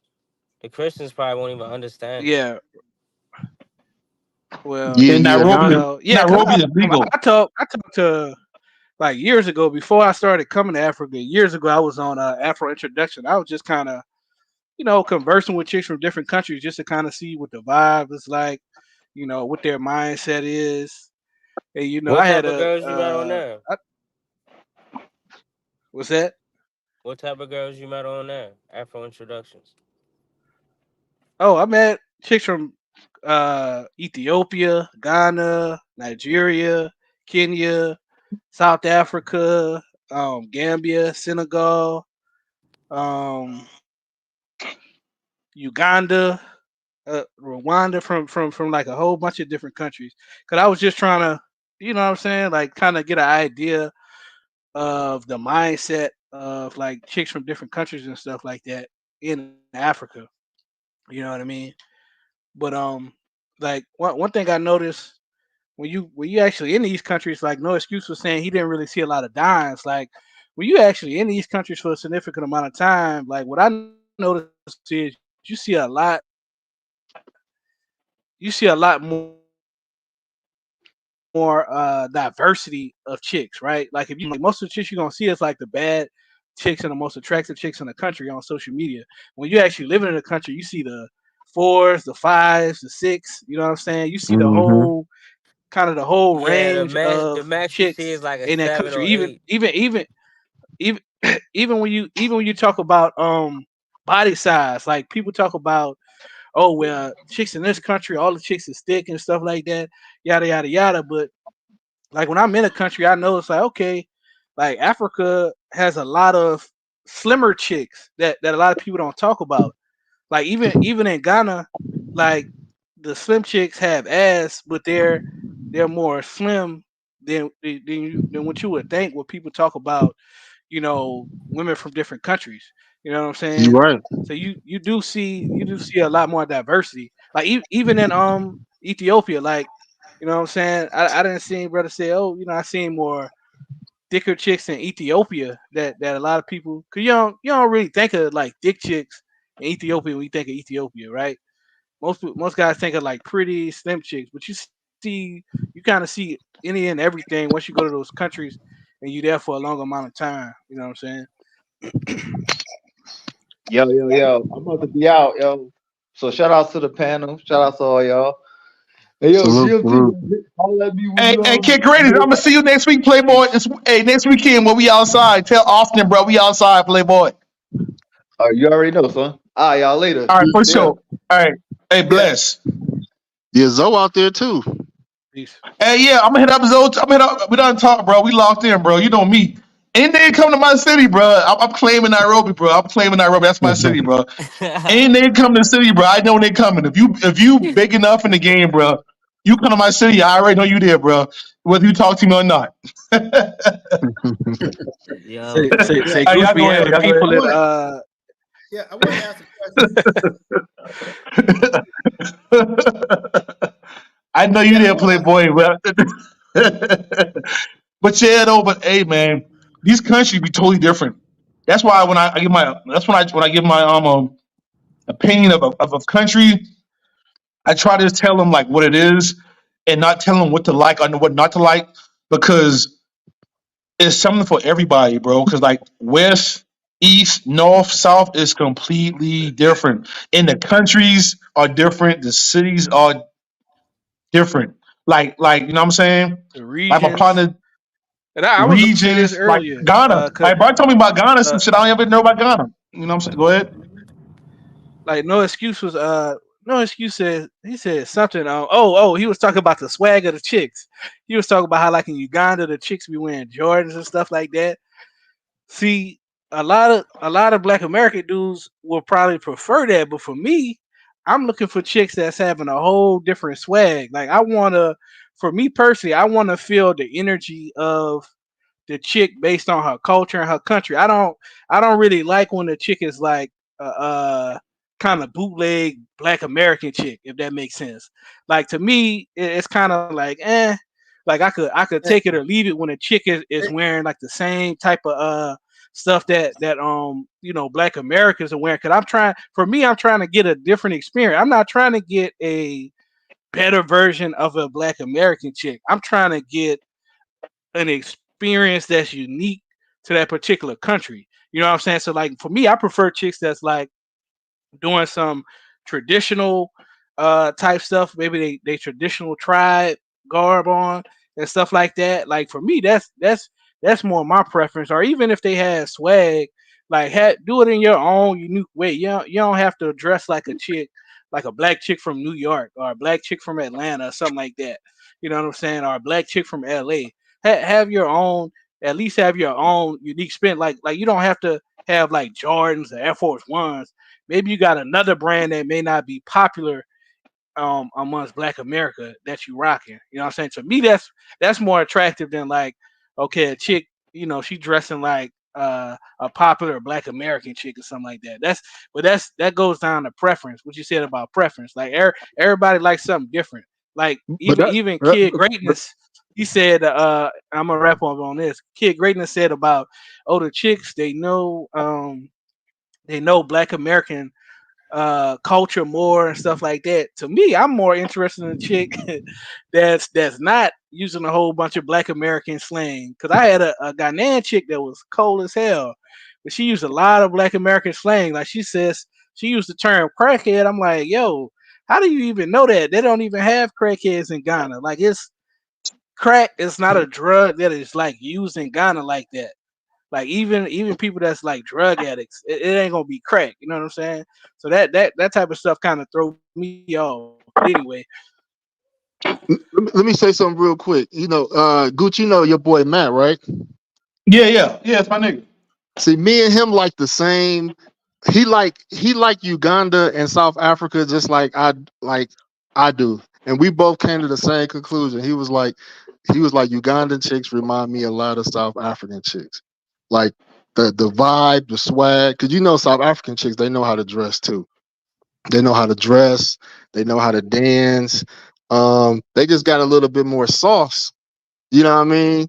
And that's what I noticed about the Ugandan chicks. And Ugandan chicks Oh, are thick, thick. can I ask you something real quick? You say you got a chick to find South African chicks? Yeah, yeah. As far as personality, swag, yeah. Really? Yeah, yeah, All right, all right, yeah. They got more all like of American swag to them.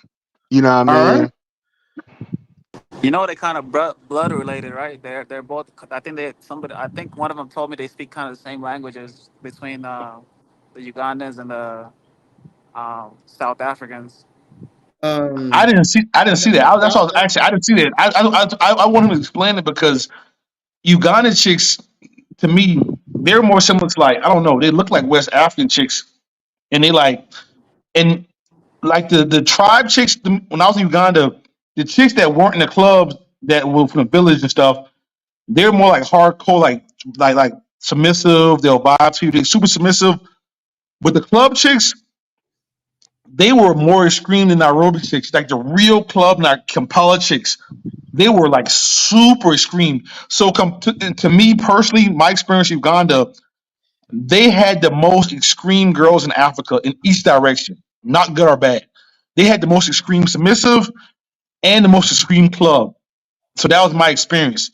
So I was just trying to see how he was trying to compare them to South African chicks. To me, South Africa is like America, but our money is worth Nah, but more. I'm saying like most of them are kind of like Ugandans in general, like historically them and like South Africans and even Zambians and like going up to like Congo, like they're all blood related. They all speak the same language, kind of like just They're different dialects. they're Really, Bantu. They really. have the Bantu Bantu people. languages. The Bantu people, all right. I'm Bantu, nigga. I did my DNA test. I'm Bantu too. Oh shit, that's what's up. Yeah, that's probably why you get along with them like that. That's what's up. But Hey, but shit. Gooch, I never found. I don't know too many guys outside you that love, like, let's say South Africa and Kenya. It's usually one or the other. I've seen guys that been to both. But see, the reason I like South Africa and Kenya is for different reasons. See, for Kenya reminds me of what. When I say Kenya, I don't like Mombasa. I don't like Mombasa. I like Nairobi. So Nairobi reminds me of college. It's the college vibe where people drink vibe and don't give a fuck. Cause like I lived in Atlanta, bro. I did all that flexing shit, popping bottles, showing off, and I just like the vibe. But people just don't give a fuck about that shit. And I like this, and I like the smart girls that just like, all right, I'm gonna do what you say because I rock with you, and that shit turned me on. Like Kenyan chicks, like my every Kenyan chick I ever fuck with, even my girl, like they smart. They know what the fuck was going on. Like, and they be like, all right, I know what you want me to do, and I'm gonna do it because you want me to do it because I rock with you. But I know they smart, but they just doing it because I fuck with you. They open minded. In South Africa, it's just America. But but me, I never had a problem in America though. Like I got bitches in America who still love me. You know what I'm saying? So South Africa is just like America on easy mode. It's just little more dangerous in South Africa. A little bit more STD. A little bit more of this. A little more you can get robbed or niggas flex a little more in the club. But I love South Africa too though. It's my number two. You know what I'm saying? I like cities. I like Johannesburg. I like Nairobi. But see, now the reason I like Nairobi I feel like dudes be so focused on how the girls look and how pretty they are. I love Nairobi for like it's easy to move around on Uber. It's easy to use M-Pesa. Easy to do business. Easy to buy a property. I got local homeboys. Out of everywhere I went to Africa, the only place got local homeboys is South Africa and Kenya. You know what I'm saying? So it's like a mix. The reason I like Nairobi, it's not just like one thing. I always tell people that because I think some dudes be like, well, the girls look better in Rwanda, the girls look better in Ethiopia. But it's not really about just how they look, you know what I'm saying? It's not just how the girls look. That's not how I'm like basing everything why I love Nairobi. It's not just how the girls look. It's how they treat me. It's how like, you know what I'm saying, how everything else flow. You know what I'm saying? That's really it though. That's it. Yeah, that's valid. That's valid. I was gonna just add in real quick that It's always good. my favorite real quick I was gonna drop is Egyptian and Sudanese chicks, bro. Y'all, I think y'all kind of low key missing out if y'all haven't experienced that. That's like that'll put everything to shame, low key. If you meet an Egyptian chick or a Sudanese chick, like up in Egypt, bro, you'll be like you'll Yeah. forget everything, honestly. So you been to And then Khartoum? right, Go ahead. you go ahead. No, I You was go ahead. asking. He said Sudan, so I'm thinking he'd been to Khartoum. Which Sudan or South Sudan or regular Sudan? Both of them, bro. Like they're like blood related. You know that, right? So like, but the only difference is the Egyptians are kind of like they're kind of mixed a little bit. So some of that like Arabic look that some of the northern ones have, that comes from Egypt. But for the most part, like Sudanese are all of them, either the dark or to the light ones. They're all kind of like related. They're all considered Nubians, you know. So, but like if you meet them, bro, like their But personality is on point. It sounds I like gotta you're tell talking you, about Northern Sudan. You're talking about Northern Sudan or Sudan, not but South where Sudan. I'm saying both of them. but where will we meet them at? I know. I think Egypt they colonized the Muslims. They colonized up north, so they look Muslim. But where will we meet them at? Like where will we meet them at? Like what country? Egypt or like Yeah, how will we like meet them? most Sudanese, like I said, either South or Northern Sudan. You'll meet majority of them in Egypt, and the other place would also be Dubai, and then Saudi Arabia.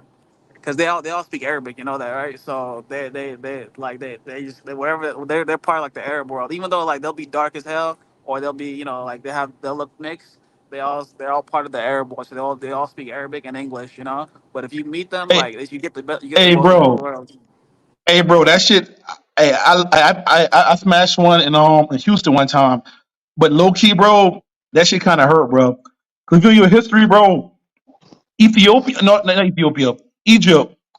Cleopatra was the last fucking person that ran fucking Egypt before the Greeks took it over and they colonized and they made that shit what it is now. And it took over North Sudan. They couldn't like mix the South. But all that shit was black, bro. Egypt is like they got the first country that got whitewashed, bro. They got whitewashed. You Yeah, know what I'm yeah, saying? They came through it. but in Egypt, they have and there's a place it's called Aswan. That's where like most of the Sudanese, like the old Sudanese that got mixed out, that's where they're at. But they look like Dominican chicks, but they like beautiful, bro. No, that's what's up. That's cool though. That's what's up.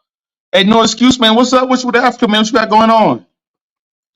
Man, shit, man, chilling in Medellin, man. I'm going to San Andreas tomorrow, man. Try to see what the trying to get some Afro Colombian footage, man, in San Andreas, man. So um I'm gonna be there, and then next month I'm coming back to Colombia for this Afro Colombian uh festival in Choco.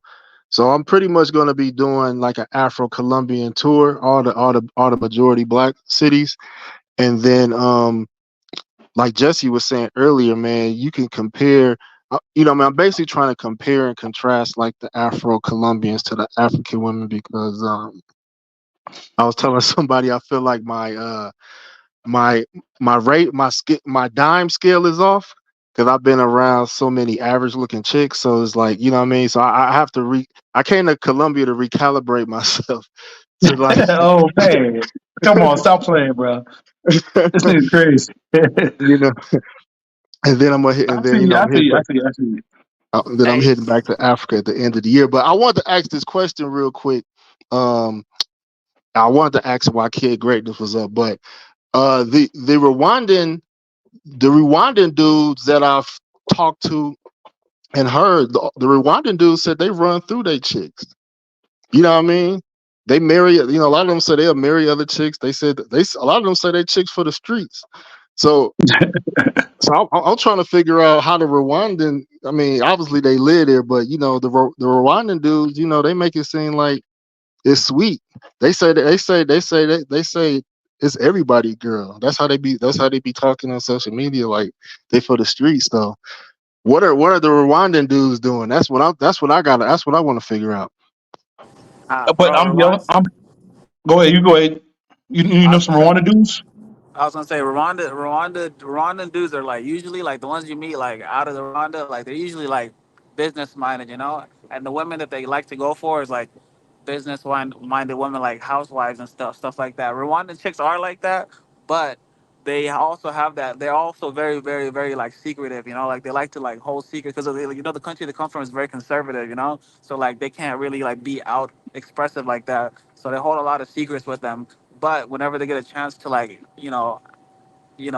express themselves in a different way, like they usually go for it. And I think that's probably like where the Rwandan dude's perspective is coming from. It's like they're like these girls like they'll stab you in the back as soon as possible. But it's like it's because of the environment. Like you guys were talking about it earlier. Like it's very very conservative, So like usually people any country that's very conservative, the girls like they can't wait to get freedom. So they never get a chance to get like some freedom. They're like they on it like a hawk. But all right, I'm build off of that. And what I seen out here, bro, I never met a bunch of chicks off of online, but chicks on Tinder, they all pros, bro. They all pro. They all want money. I took chicks out to the club together, and they all be looking. They all be looking for come up.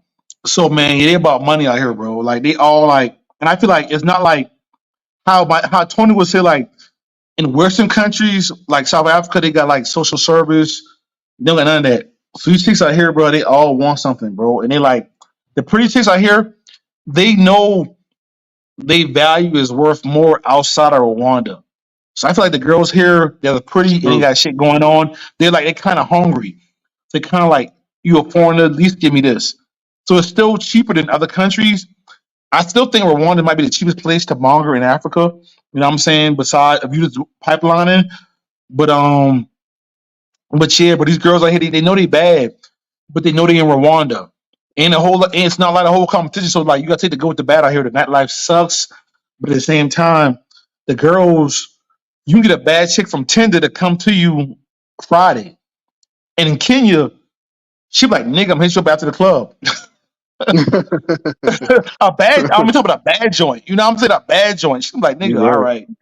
You know what I'm saying? So it's like, yeah, so you gotta take the good with the bad.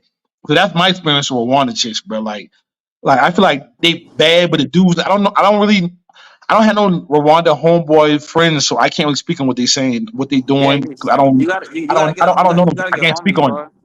Yeah, you got to get Yeah, homies in yeah. Rwanda, bro. From like you got to have for Rwanda, you got to have social circle. You're not gonna get anywhere without a social circle in Rwanda, low key. Because like I said, it's super conservative, So like it's like the African way. Like a friend has to introduce you to another friend, and then that's how you guys meet. It's like it's not like Yeah. Kenya and all I that. can I can see that because I can see in South Africa and Kenya, bro. I can see all of the perks I get from having friends out there. And I do get in South Africa and Kenya. I get a lot of perks from having local homeboys. A lot. So I can see Yeah, that. The you I can ones, see that. the light skinned ones are usually like the ones that are easy to approach, because they come from like a, they have like a whole different history than like the other ones. But I mean, they're all together. But like the usually I find the light skinned ones are usually the easier one to talk to. They're like more fun to talk to. I don't know what you call them, tootsies or who, I don't know the difference, but I know like the ones that are usually very light skinned. Those are the ones that like usually are very like open and like very friendly. I feel like you Hey, got to go to college out there. college. Hey, I'm glad y'all told me. So I'm gonna try before I leave, bro. I done changed my flight, bro, and this is my last night hanging out. So whatever y'all want. Hey, no excuse, man. Close out, bro. What you want to say, man? What you want to talk about? What you want to close out on? It's all on you. Man. First and foremost, man. You know what I mean. You know, y'all support y'all super chat about the homie, man. He putting in work, man. He said he's saving y'all time and money, man. Like that's what a lot of us try to do, man. So he's even making me reconsider my Rwanda trip later in January, only because I trust this man's judgment. He puts in effort. He goods at I'm sorry, analyzes things very well. So I take his opinions really seriously, man. So yeah, I appreciate you. You put in the dirty work, bro. You put in the dirty work, bro. You know what I mean? You took the L's, and you know what I mean, and the agony. You did all that, man. So I appreciate the people that do that and share their experiences, man. So yeah, but I just want to close out on that, man. Hopefully you do a live uh later, this weekend or something like that, man. So I can show you some love. But yeah, man, that's all I got, man. That's cool, man. Much love, man. I'm probably for end out too, man. Much love, man. I'm glad you came through and fuck with me, man. My homeboy. Hey, make sure I subscribe to all my people go to know this, man. That's my partner, my ace, bro. Hey, Yes, sir. for sure. It's a wrap, bro. Oh, hey, appreciate you, man. Bear on you, man. Hey, man. God bless you, bro. Appreciate you, bro. We going hard, bro. We're gonna be in Nairobi next weekend. We outside, bro. Hey, I appreciate y'all, bro. Appreciate everybody showing up tonight, bro. About to end the live. These my homeboys. He's really my friend, bro. I'm gonna tell you something about me, bro. In the US, I'm good. When I travel, I show everybody love. You in different country, hit me up. You good, bro. Hit me up, GMT underscore travel life on Instagram, bro. We show love, bro. We don't that funny stuff, bro. We don't hate, bro. We love everybody, bro. We fuck with Austin to fucking no excuse. We all friends out here, bro. We don't fucking play that shit, bro. BMT, we don't do that nigga beefing shit overseas, bro. We travel for good live, good vibes and stuff. And one love. Everybody have a good time, bro. And y'all stay blessed out here, dog. One love.